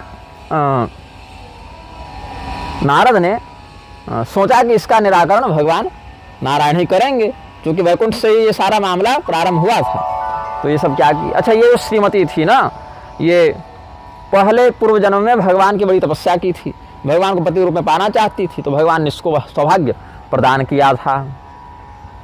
ये भरद्वाज जी को बताया वाल्मीकि जी ने इस कन्या का रहस्य। पुरा तदर्थ मनिषम तपस्तप्त्वा वरांगना श्रीमतीयम समुत्पन्ना सा गता च तथा हरिम तावो मुनिशार्दूलो धिक्ता मित्येव दुखितो। अरे धिक्कार है तुम्हें नारद, तुम्हारे चक्कर में सारा खेल बिगड़ा है। अरे पर्वत तुम कौन से सुधरे हुए हो, तुम्हें भी धिक्कार है। ऐसा कहते हुए दोनों वहां से वैकुंठ की ओर गए। भगवान ने कहा श्रीमती वो दोनों आ रहे हैं तुम्हारे उम्मीदवार, और तुम छिप जाओ वैकुंठ में, देखेंगे तो बड़ा भड़केंगे। भगवान तो वैकुंठ लेकर गए हुए थे, तो श्रीमती को कहा कि तुम अंतःपुर में छिप जाओ जाकर, और हम सभा मंडप में दोनों ऋषियों से मिलते हैं भिड़ते हैं। क्या बात है भाई, फरियादी घंटा बजाएंगे ना, तो निर्णय करना पड़ेगा। तो भगवान हंसे और बोले कि ऐसा करो तुम अंदर जाकर छिप जाओ। तो मुनिश्रेष्ठौ समायातो गूढ़ सात्मानमत्र वै। तो वो श्रीमती देवी हंसती हुई अंदर गई। लक्ष्मी का ही अंश है श्रीमती, श्रीदेवी, श्रीमती देवी। तो तथेत्युक्ता तथा देवी प्रहसंती चकार, वो चली गई हंसकर मुस्कुराकर। तब तक देवर्षि नारद पहुंचे, भगवान को प्रणाम किया और बोला कि देखिए मेरा क्या हाल कर दिया आपने, और देवर्षि नारद पर्वत का क्या हाल कर दिया आपने, और आपने ये कन्या भी हरण कर ली। भगवान कान पकड़े, क्या अनर्थ कह रहे हैं गुरुदेव, महर्षि नारद क्या बोल रहे हैं आप, हम इतना बड़ा पाप न करेंगे, हमने कुछ नहीं किया है भाई, हमने क्या गड़बड़ कर दी, आप क्या बोल रहे हैं। दोनों कानों से, दोनों हाथों से भगवान ने कान पकड़ लिए कि नहीं नहीं ये सब गलत आरोप लगा रहे हैं आप। भगवान नारद मुनि ने सीधा कहा ना कि आपने कन्या का अपहरण किया है और हमारा रूप बिगाड़ा है दोनों का। तो बोले नहीं नहीं हम ऐसा नहीं करते भाई। त्वमेव नूनम गोविंद कन्याम ताम हृतवानसि, नहीं तच्छ्रुत्वात् पुरुषो विष्णु पिधाय श्रोत्रमच्युत पाणिभ्याम प्राह भगवन भवता किमुदीरितम। क्या कह रहे हैं आप, कामवादो न भावो यम मुनि वृत्ते रहो किल। ऐसा करना मुनियों का काम है क्या, कामासक्त होकर आप ऐसा आरोप लगाने आ गए वैकुंठ। उस कन्या पर ऐसा क्या प्रेम भाई कि मुझ पर आप ऐसा धावा बोल दिए वैकुंठ में आकर, आप हरण का आरोप लगा रहे हैं। तो देवर्षि नारद बोले प्रभु, जैसे वकील लोग फिर जज के पास जाते हैं कि may I approach the bench your honour, निकट में आकर थोड़ा बात करते हैं, दूसरा वकील न सुन ले तो अगर प्रासंगिक बात है तो जज बोलता है ठीक है यू में प्रोसीड, तुम आगे आओ। फिर वो कहता है कि सरकार अगर इस पर अपने पक्ष में हो जाए तो आपकी वो जो जमीन है उसको थोड़ा कम करवा देंगे, वहां पर आपका हो जाएगा, बात कर लेंगे हम। तो ये सब न्यायपालिका की दुर्व्यवस्थाएं ध्यान में आ गई। तो भगवान ने कहा क्या बात है देवर्षि नारद, भगवान आपने मेरा मुख क्यों बंदर का कर दिया, उसका करने कहे थे ना वो पर्वत का। तो पर्वत मुनि बोले प्रभु हमको भी कुछ कहना है। तो फिर वो भी आए, यो में प्रोसीड द बेंच हुआ। तो आगे जब गए तो पर्वत मुनि ने कहा कि आप लगता है सुन नहीं पाए, आपने उल्टा कर दिया, नारद का मुख बंदर का करना था, आपने मेरा कर दिया। भगवान बोले आप लोग दोनों थोड़ा सा पीछे जाइए और एक साथ मेरी बात सुनिए। आपने जो कहा हमने किया, क्या कहा था, आपने कहा था कि देवर्षि नारद का मुख बंदर का हुआ हो जाए, तो हुआ, हाँ हुआ। और आपने क्या कहा था कि पर्वत का मुख बंदर का हो जाए, तो हुआ। तो हमारी कहाँ गलती है, जिसने जैसा कहा मैंने वैसा किया। अब ये आपकी समस्या है कि आपने एक दूसरे के साथ ऐसा क्यों किया, क्योंकि दोनों मेरे भक्त हैं और देवर्षि नारद की भी इच्छा में पूरी की है और पर्वत की इच्छा भी हमने पूरी की है। हमारी ओर से, कंपनी की ओर से कोई गलती नहीं है, हम ये दावा खारिज करते हैं भाई। तो भगवान ने कहा कि देखो तुमने जैसी प्रार्थना की थी और भक्त तो तुम लोग दोनों हो, तो मैं क्या भेदभाव करूंगा भाई, जिसने जिसा कहा हम तथास्तु कहते गए, फैलाती गई, साइन करते गए। तो मामे पर्वतस्य तथा विप्र गोलांगुल मुखम तव यथा भवास तथा सोपी प्रार्थयामास निर्जने मामेव भक्तिवशकस्तथास्म्यकरवं मुने न स्वेच्छया कृतं तद्वां प्रियार्थम नान्यथाति। और आप भी तो यही चाहते थे, आपकी प्रसन्नता के लिए हमने इतना कुछ किया है भाई। बताइए, पर्वत का मुख बंदर का हो गया तो आपको प्रसन्नता हुई कि नहीं? और नारद का मुख बंदर का हो गया तो पर्वत जी आपको प्रसन्नता हुई कि नहीं? महाराज दोनों का न हो गया। देखिए, मेरी कोई गलती नहीं है, मेरा ना कोई गुण है ना कोई दोष है। जो भक्त मांगा हमने दिया। याचते यच्च यश्चैव तच्च तस्य ददाम्यहम् न दोषोत्र गुणो वापि युवयोर मम वाद्विज। और आपकी भी गलती नहीं है, आपको जो पसंद का आपने मांगा हमने दिया। अब थोड़ा सा गड़बड़ हो गया तो हम क्या करें, शॉर्ट सर्किट हो गया ना इसमें। और मैं सत्य और आयुध की सौगंध खा के, ये मैं अपने चक्र की सौगंध खा के, और सत्यनारायण भगवान झूठ थोड़ी बोलते, मैं सत्य की सौगंध खा कहता हूँ, जो किया आपके प्रिय के लिए किया, आपके हित के लिए किया। प्रियम भवतो कृतवान सत्यनायुधमालभे नारद प्राह धर्मात्मा आवयोर मध्यतः स्थित। तो नारद मुनि ने फिर कहा, अच्छा ये बताइए, आप जो कह रहे हैं वो भी ठीक ही है, गलती हमसे हुई, हम लोग को ऐसे आपस में नहीं ईर्ष्या करनी चाहिए थी, ये तो एक प्रमाद हुआ हमसे प्रभु। लेकिन वो कौन सा था दिव्य पुरुष जो हम लोग दोनों के बीच में था और जो किसी को नहीं दिख रहा था, बस कन्या को दिखा, फिर कन्या भी किसी को नहीं दिखी? ये क्या माया थी भाई?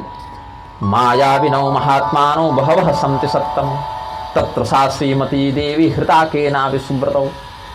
भगवान ने कहा कि अब हम क्या जाने कौन आया कौन गया, तो आपके स्वयंवर की बात से आप जानिए। अब हम यही सब देखने बैठे हैं क्या वैकुंठ में, किसके ब्याह शादी में क्या झगड़ा हो रहा है, कहाँ क्या हो गया, किसकी किडनैपिंग कहाँ हो गई, कौन गायब हो गया, कौन प्रकट हो गया।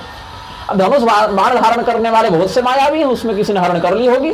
मैं तो 4 भुजा वाला हूँ, आप तो 2 भुजा वाला बता रहे हैं, तो हम कैसे हो सकते हैं? मैं तो चक्र लेकर चलता हूँ। तो आप देख लीजिए, जांच कीजिए, कोई होगा। अब हम क्या बताएं यहाँ से, मैं नहीं था ये तो आप भी जान रहे हैं भाई, मैं तो नहीं था, मैं 4 भुजा वाला हूँ, मैं चक्र लेकर आता हूँ। वो 2 हाथ वाला था, धनुष बाण वाला था। तो आप देख लीजिए अपने स्तर से। तो बोले अच्छा ठीक है, आपकी तो कोई गलती नहीं, लगता राजा ने कोई सेटिंग की थी, कोई दुष्चक्र चला था, राजा अम्बरीश से ही कुछ गड़बड़ किया है हम लोगों के साथ, आपकी कोई गलती नहीं प्रभु। हम लोग को क्या कहते हैं आजकल, मिसअंडरस्टैंडिंग। भगवान ने अच्छा फंसाया, लेकिन वो सही बंदर और मदारी कर दिए भगवान। जैसे नचा रहे वैसे लोग नाच रहे हैं। चक्रपाणिरहम नित्यम चतुर्बाहुरिति स्थिति तस्मान्नाहमतच्छो वै भवद्भ्याम विदितम हितत् इत्युक्तौ प्रणिपत्तेन मूचतुः प्रीतमानसो कोत्र दोषस्तव विभो नारायण जगत्पते दौरात्म्यं तु नृपस्यैव मायां हि कृतवानसो। अब देवर्षि नारद पर्वत क्रोधित हो गए कि अम्बरीश को तो हम छोड़ेंगे नहीं, अब बहुत अच्छा तमाशा किया उसने हम लोगों के साथ, पहले ही मना कर देता। ये तमाशा करके अपमान करने का क्या औचित्य है भाई? तो शाप देने के लिए अम्बरीश जी के पास आए दोनों और कहा कि तुम लोगों ने हमको कहा कि कन्या जिसका वर्ण करेगी विवाह कर देंगे, और सारा तामझाम किया, सारा प्रबंध किया, और फिर मेरे साथ ऐसा छल किया, तो जाओ तुम अज्ञानी हो जाओ, तुम्हारा ज्ञान नष्ट हो जाए। माया योगेन तस्मात् ताम तमोज्ञाभिभविष्यति। तुम्हें आत्म तत्व का ज्ञान नहीं होगा, तुम ब्रह्म विद्या का ज्ञान भूल जाओगे। अब ऐसा शाप दिया तो अंधकार, जो अज्ञान का अंधकार हो प्रकट हुआ, और राजा अम्बरीश को ग्रसने के लिए चला है, तब तक पीछे सुदर्शन चक्र प्रकट हो गया। नृपम पति ततश्चक्रम विष्णु प्रादुर्भूक्षणात् चक्रवित्रासितम घोरम तावभावभ्यगात्तमः। तो देवर्षि महर्षि दुर्वासा को तो गाली देने पहुंच जाते हैं लोग, अरे चक्र ने उनको ऐसा नाच नचाया, वो तो नारद जी को भी नचाया, नारद जी भगवान विष्णु के ही तो अवतार हैं। भाव वहां पर है मात्र इतना, भक्त के अहित का चिंतन नहीं करना चाहिए, यही उद्देश्य है कथा का। और दुर्वासा जी को हे दिखाना या अम्बरीश को बड़ा दिखाना या नारद जी का तिरस्कार करना, ये उद्देश्य नहीं है कथा का।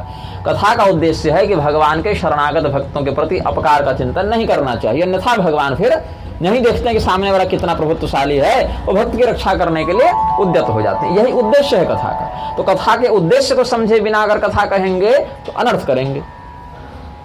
यद्यपि शिव पुराण में देवर्षि दुर्वासा जी का महत्व फिर बताया कि दुर्वासा जी ने अम्बरीश की भक्ति को संसार में प्रसारित करने के लिए, भक्त के महात्म्य को लोग जाने, जो कि भगवान कृष्ण ने क्या किया, नृग राजा से क्यों पूछा, जनेषु विख्यापयितुं मुकुंद। समाज के लोग तो भगवान जानते थे कारण नृग के पूर्व चरित्र को, लेकिन जनेषु विख्यापयितुं मुकुंद कि ब्रह्मस्वर हरण का क्या दोष है, क्या प्रत्यवाय है, ये बताने के लिए। वैसे ही दुर्वासा जी ने अम्बरीश की परीक्षा लेने के लिए सब नाटक किया है, और फिर अम्बरीश ने उनका बड़ा सुंदर सत्कार भी किया।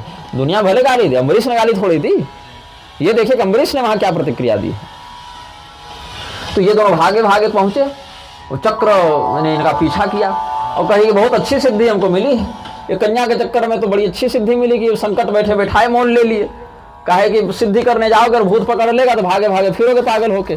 बहुत सारे तांत्रिक ऐसे ही हो जाते हैं कि सिद्धि के चक्कर में पागल हो जाते हैं। तो कन्या का मंत्र जप रहे थे, कन्या वाली सिद्धि मिल गई, अब भागे भागे फिर रहे हैं। कन्या सिद्धि रहो प्राप्त त्यावयोरिति वेगितो लोका लोका लोकता मनिषम भाव मानव तमोर्दितो।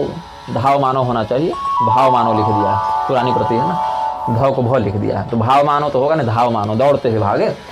तमस से भयभीत होकर, अंधकार से भयभीत होकर कि कहीं ये अज्ञान हमें ही ना लग जाए, चले गए। कहाँ पहुंचे?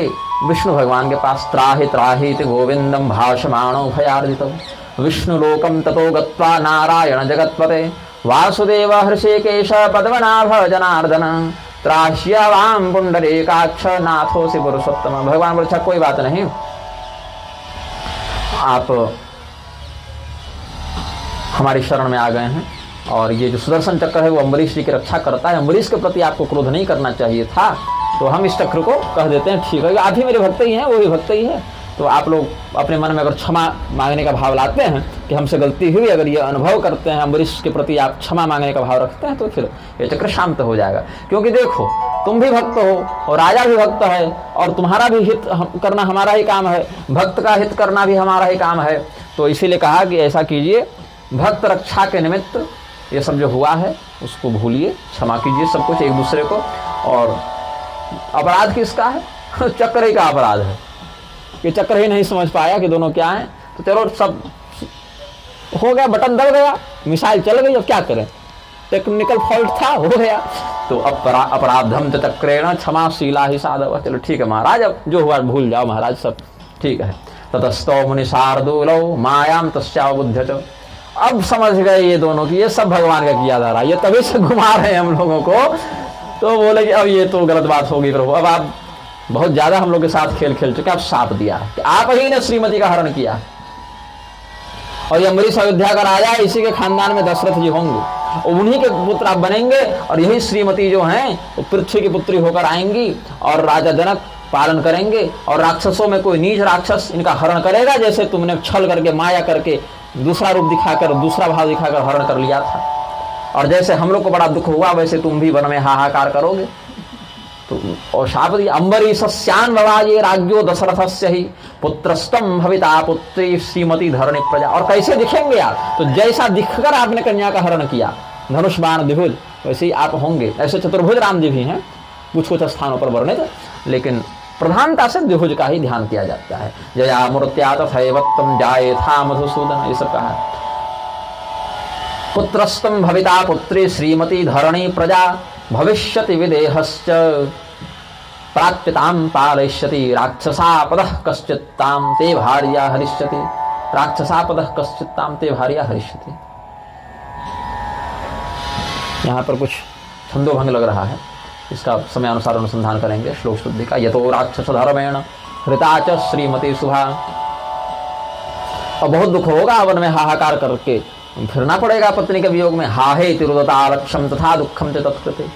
भगवान बोले अच्छा ठीक है, आप जो शाप दिए वो हम अंगीकार करते हैं। साधु ने कहा तो हो गया, फिर आप संत हैं, आपने हमें शाप दे दिया प्रभु, तो ठीक है, अब आपका जो ऐसा अभिष्ट हो वैसा ही होगा। अम्बरीश के वंश में बहुत श्रेष्ठ राजा दशरथ का जन्म होगा, तो मैं उनका पुत्र बनूंगा, मेरा नाम राम होगा। और मेरी जो दाहिनी भुजा है वो भरत जी के रूप में आएंगी और बाईं भुजा शत्रुघ्न के रूप में आएंगी और शेषनाग लक्ष्मण जी के रूप में आएंगे और मेरा नाम राम होगा। ऐसा भगवान ने सामान्य उद्घोष कर दिया।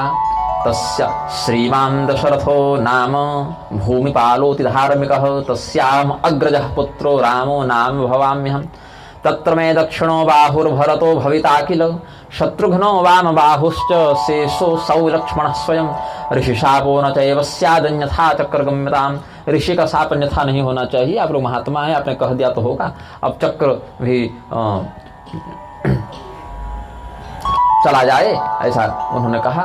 और इसीलिए भगवान ने श्रीरामावतार में सुदर्शन चक्र का प्रयोग अभिष्ट भाव से नहीं किया है प्रधानता से।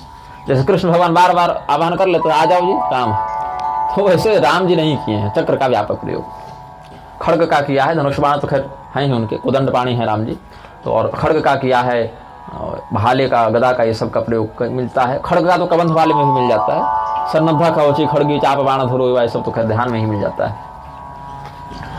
और ये कहा कि जो अंधकार जो आया है पीछा करने, उसका क्या होगा, तो सुदर्शन चक्र ने नष्ट कर दिया।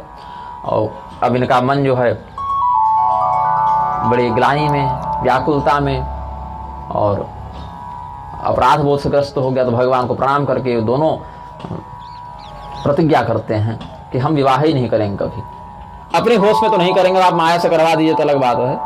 तो दमयंती नामक एक कन्या से हुआ है नारद जी का विवाह।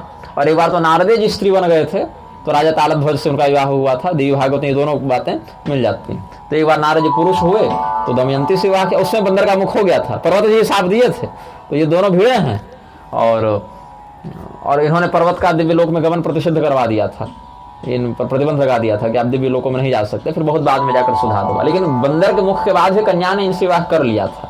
तो गाते बड़ा बढ़िया था, बोले कि सामवेद की जब तान छेड़ते हैं तो मेरे रोम रोम पुलकित हो जाते हैं। तो मुख भले बंदर का और लेकिन स्वर तो गंधर्व का है।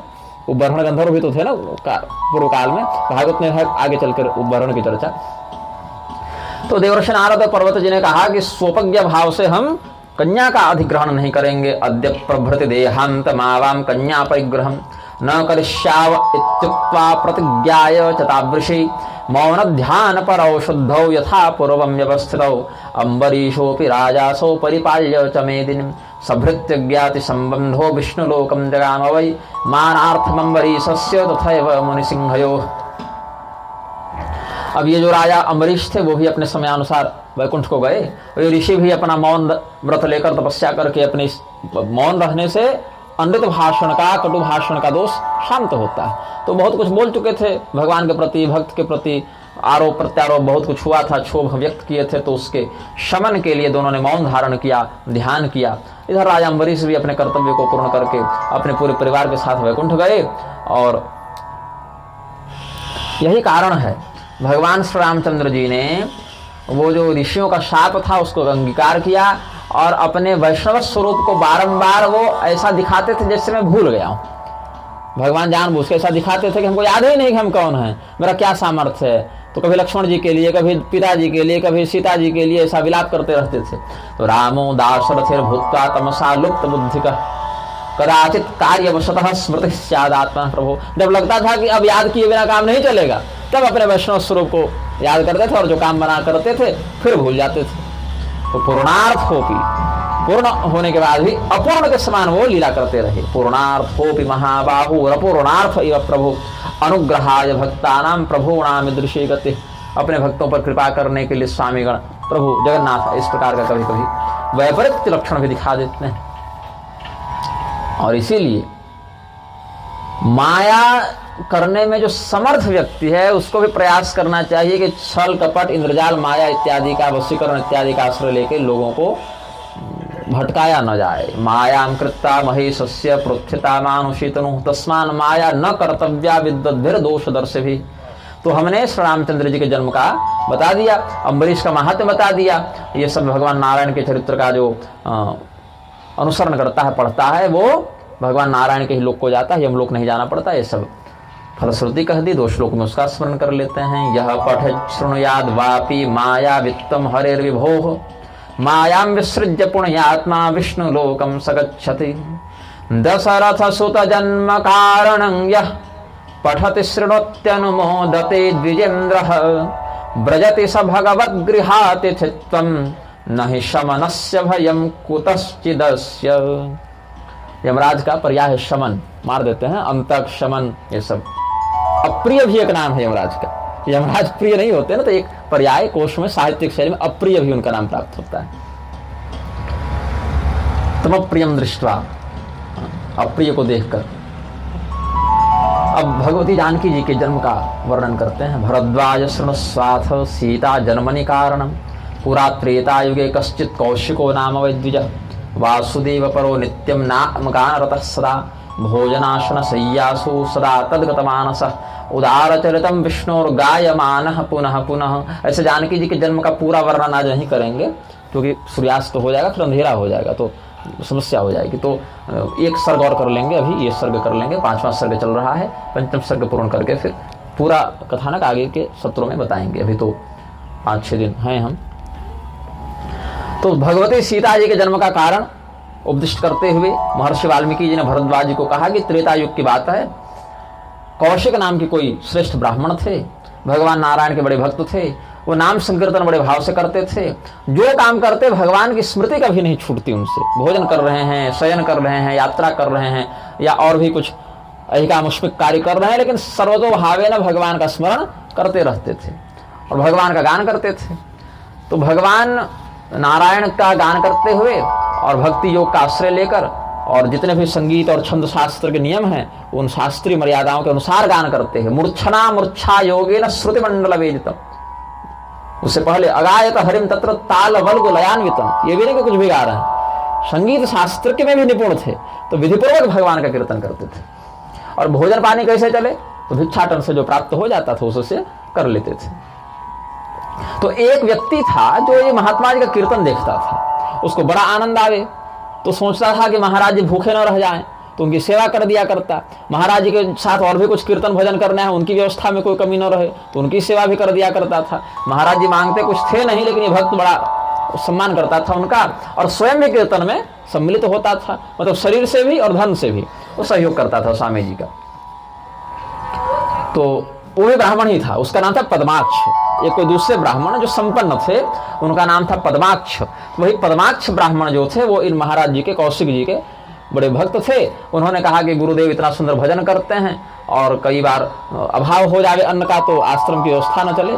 आश्रम तो खैर था नहीं, मतलब आश्रम मतलब जहाँ पर स्थिति जीवन की चल रही हो, आश्रम का ब्रह्मचर्य आश्रम भी आश्रम शब्द जो है वो स्थितिवाचक हो जाता है।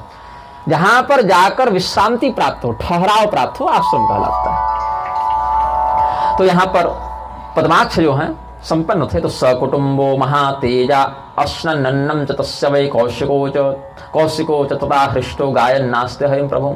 और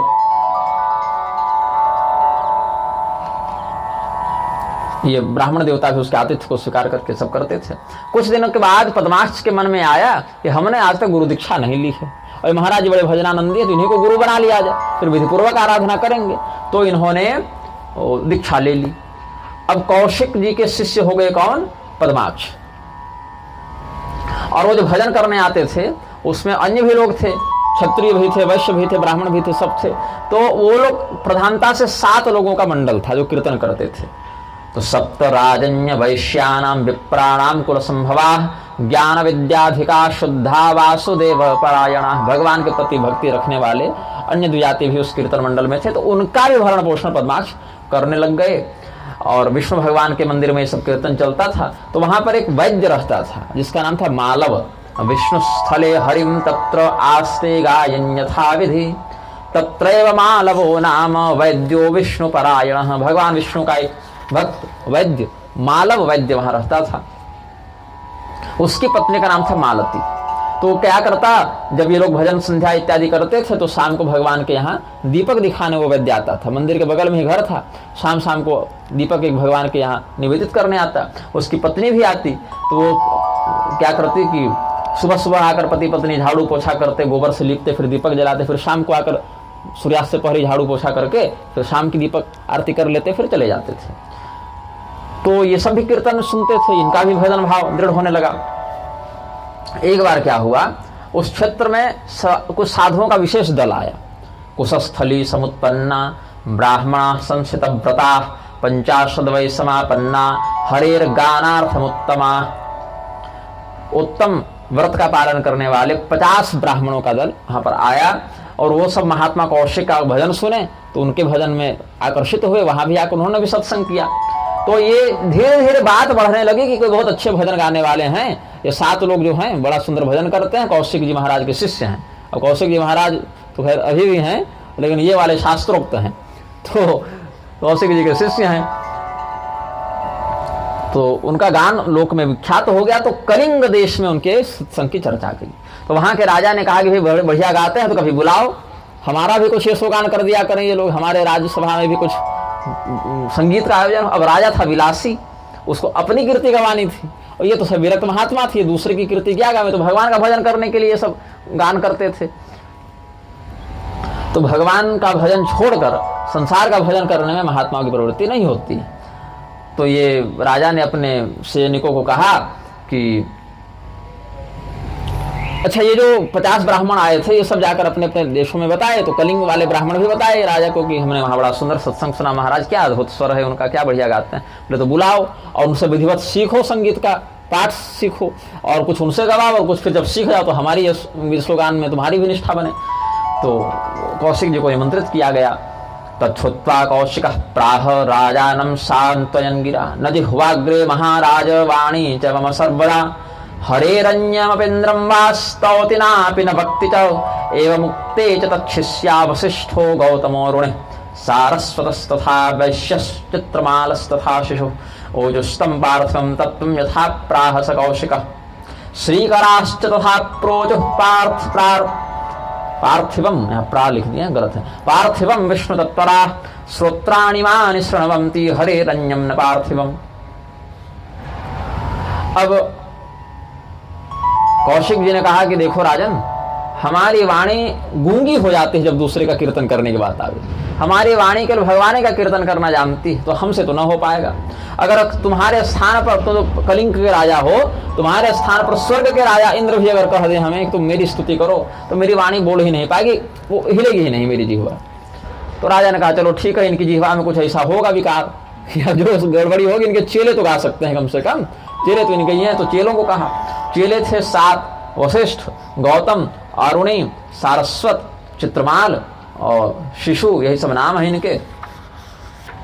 तो ये सब शिष्यों ने कहा कि हम भी अपने गुरु जी के ही अनुसार नियम का पालन करते हैं, हम भी किसी अन्य का यशोगान नहीं करते, हम भी केवल भगवान का ही गुणानुवाद करते हैं और सुनते भी नहीं है किसी और का। ये नहीं कि फिर दूसरे गायक बुलाकर हमको सुनवाओ अपना यशोगान। हम न किसी और का भजन करते हैं और न किसी और का भजन सुनते हैं।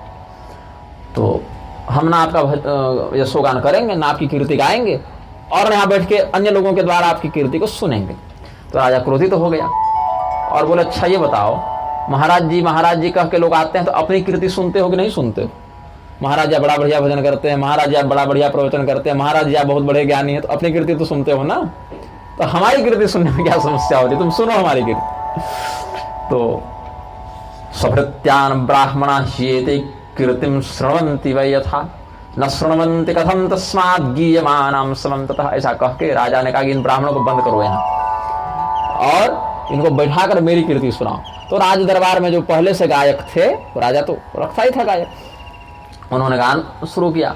अब इनको डर लगा, क्या करें, कान बंद करें। तो राजा ने कहा कि अगर ये लोग अपने हाथों से कान को बंद करेंगे तो लोहे की कील लाना और इनके कानों में गाड़ देना, इनका कान ही बहरा हो जाए, फिर किसी को सुनने लायक ना बचे। अगर मेरा नहीं सुनेंगे तो किसी का नहीं सुनने देंगे। अब ये सब सोचे कि कितना जिद्दी राजा है। अब ये हड़बड़ा करके हमारे कानों को अगर नष्ट भी कर दे तो चलो नहीं सुन पाएंगे, लेकिन बोल तो फिर भी पाएंगे ना। तो अपनी जीभ को इन्होंने स्वयं काट दिया कि न जीभ रहेगी न हम यशोगान करेंगे। लेकिन उसकी स्तुति नहीं की इन्होंने। निर्बंधम गुरुते कस्मात् स्वगाने सौनिपस्थिरम इत्युक्ताते शून्यता जिह्वाग्रम छिदुस्वकम। अब राजा क्रोधित हो गया और कहा निकल जाओ फिर मेरे राज्य से, जब इतने ही हठी हो तुम लोग। तो ये सब, और उनके पास और भी जो भजन भाव था या और भी जो धन कुछ होगा यात्रा में, भोजन भंडारा के लिए कुछ होगा पैसा जो लोग भिक्षाटन में दे दिया करते थे चरण भेंट इत्यादि में, तो वो सब लूट लिया और निकाल दिया और ये सब उत्तर दिशा की ओर चले गए। तो यमराज की दृष्टि इन पर पड़ी और यमराज ने सोचा कि क्या करें, ये सब बचेंगे तो नहीं, अब खाने के लिए कुछ है नहीं, बोलने के लिए बचे नहीं, वो मर ही जाएंगे।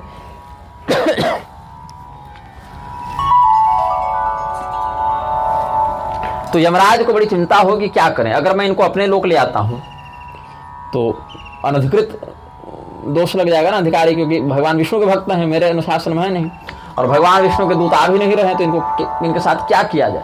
तो ब्रह्मा जी के परामर्श से यह निर्णय लिया गया कि विस्मितस्तक्षणे विप्र ब्रह्मा प्राह सुराधिपान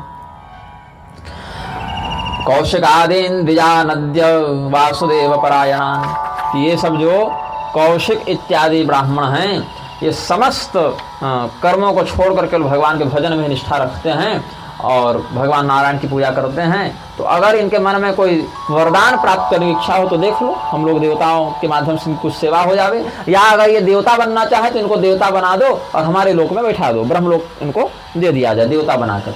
तो ये सब उनको आशीर्वाद देने के लिए गए।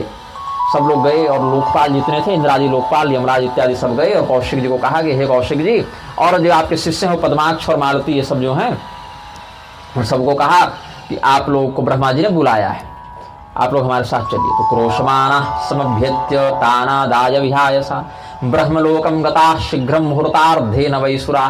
तो इनको पृथ्वी से ब्रह्मलोक जाने में आधा मुहूर्त का समय लगा, 24 मिनट लगभग, एक घड़ी लगा इनको समय काल लगा। और कौशिक इत्यादि को जब आया हुआ देखा ब्रह्मा जी ने तो सम्मान में आगे बढ़े, उनको विधिवत सत्कार के साथ ब्रह्मलोक ले आए। अब ब्रह्मा जी स्वयं सत्कार कर रहे हैं तो फिर क्या उनकी प्रतिष्ठा रही होगी। वो सब देवता लोग बड़े आश्चर्यचकित हुए। तो भगवान ब्रह्मा जी कहे कि अब ऐसा है, आप सब देवता अपने अपने लोक को जावें, यहाँ से हम देख लेंगे। और कौशिक इत्यादि समस्त भक्तों को लेकर वो चले गए वैकुंठ, भगवान के पास पहुँचाने के लिए। तो हिरण्यगर्भो भगवान स्तान निवार्य सुरोत्तमान कौशिकादीस्तदादाय मुनिर्देव ही समावृतः विष्णुलोकम यजौ शीघ्रं वासुदेव परायण तत्र नारायणो देवः श्वेतद्वीप निवासिभिः। तो भगवान नारायण वहाँ पर शंख चक्र गदा पद्म धारण करके विराजमान थे और उनके पार्षद उनकी स्तुति कर रहे थे। ज्ञानी योगी ध्यानी बड़े बड़े भक्त उनके वहाँ सेवा कर रहे थे और शंख चक्र आदि से भगवान की शोभा थी। 88,000 ऋषि महर्षि वहाँ थे उस समय और भगवान की स्तुति कर रहे थे। हम मतलब बोल कौन रहे हैं? वाल्मीकि जी। तो अस्माभिर्नारदाद्यश्च सनकाद्यैर कलम से हम भी थे वहीं पर, नारद जी भी वहीं पर थे, सनकादि मुनि भी वहीं पर थे और दिव्य दिव्य अप्सराएं वहाँ पर थी। बीच में भगवान नारायण थे और सब पूरे संसार पर नजर रखे हुए थे, कहाँ क्या चल रहा है। लोक कार्य प्रसक्ता नाम दत्ता दृष्टिम समास्थितः। और सभी देवताओं के ऊपर उनकी दृष्टि थी, सभी मनुष्यों के ऊपर उनकी दृष्टि थी। तो भगवान ब्रह्मा आए, कौशिक आदि को लेकर गरुड़ ध्वज भगवान के पास आकर स्तुति की है। भगवान उनको स्वागत से अपना अभिवादन किए कि आपका वैकुंठ में स्वागत है।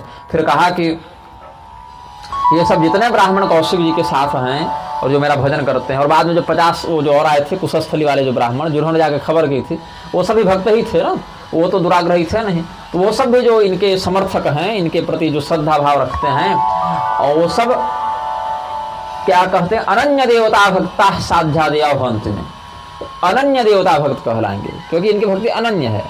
यज्ञ देवता भक्ता वाला इनके ऊपर लागू नहीं होगा कि यजंत विधि पूर्वकम, यहाँ अविधि पूर्वक वाली पूजा नहीं है। यहाँ पर अनन्य देवता भक्त ये कहलाएंगे और ये साध्य देव कहलाएंगे। जो साध्य गणों की बात आती है ना, साध्य गणों को उपदेश दिया ना हंसावतार में, ये सब साध्य गण नामक देवता कहलाएंगे।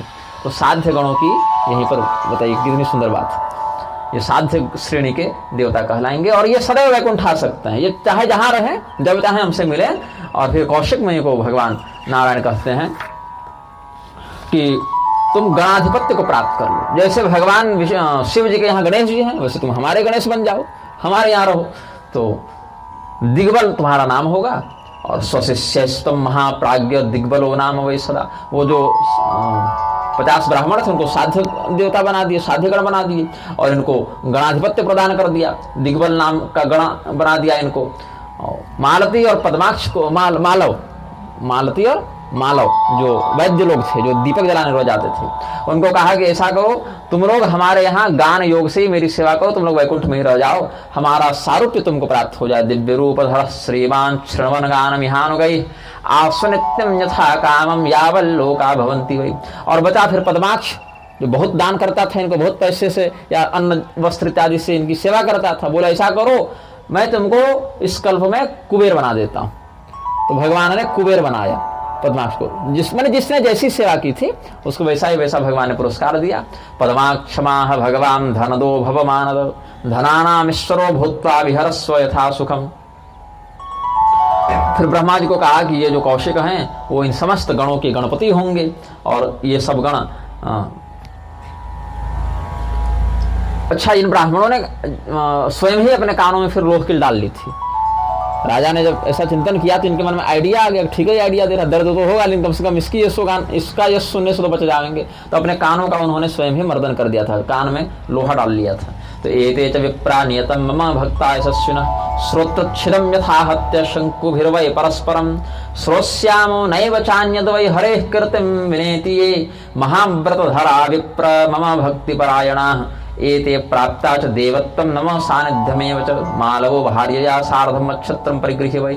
और जिन ब्राह्मणों ने कानों का नाश कर लिया था, उनको भी भगवान ने अपना लोक दिया। तो कुल मिला के सबको भगवान ने अपना धाम दिया है। कुछ को साध्यगण बना कर दिया, कुछ को गणाधिपत्य प्रदान किया, एक को धनेशत्व प्रदान किया, धनाध्यक्ष बना दिया। ऐसे करके भगवान ने सबका उद्धार किया है और भगवान ने अपने लोक में सभी लोगों को स्थान दिया है। तो यहाँ तक की कथा आज हम कह रहे हैं। उसके बाद भगवती जानकी जी किस प्रकार से मंदोदरी के गर्भ से भी उत्पन्न हुई, मंदोदरी की पुत्री के रूप में अद्भुत रामायण में वर्णन है। ऐसे लघु प्रारूप में आनंद रामायण में भी संकेत मिल जाता है, लेकिन अद्भुत रामायण में सीता जी का चरित्र विशेष वर्णित है। तो यहाँ पर वो कथा हम कल उपदिष्ट करेंगे। अभी भगवान नाम संकीर्तन करें।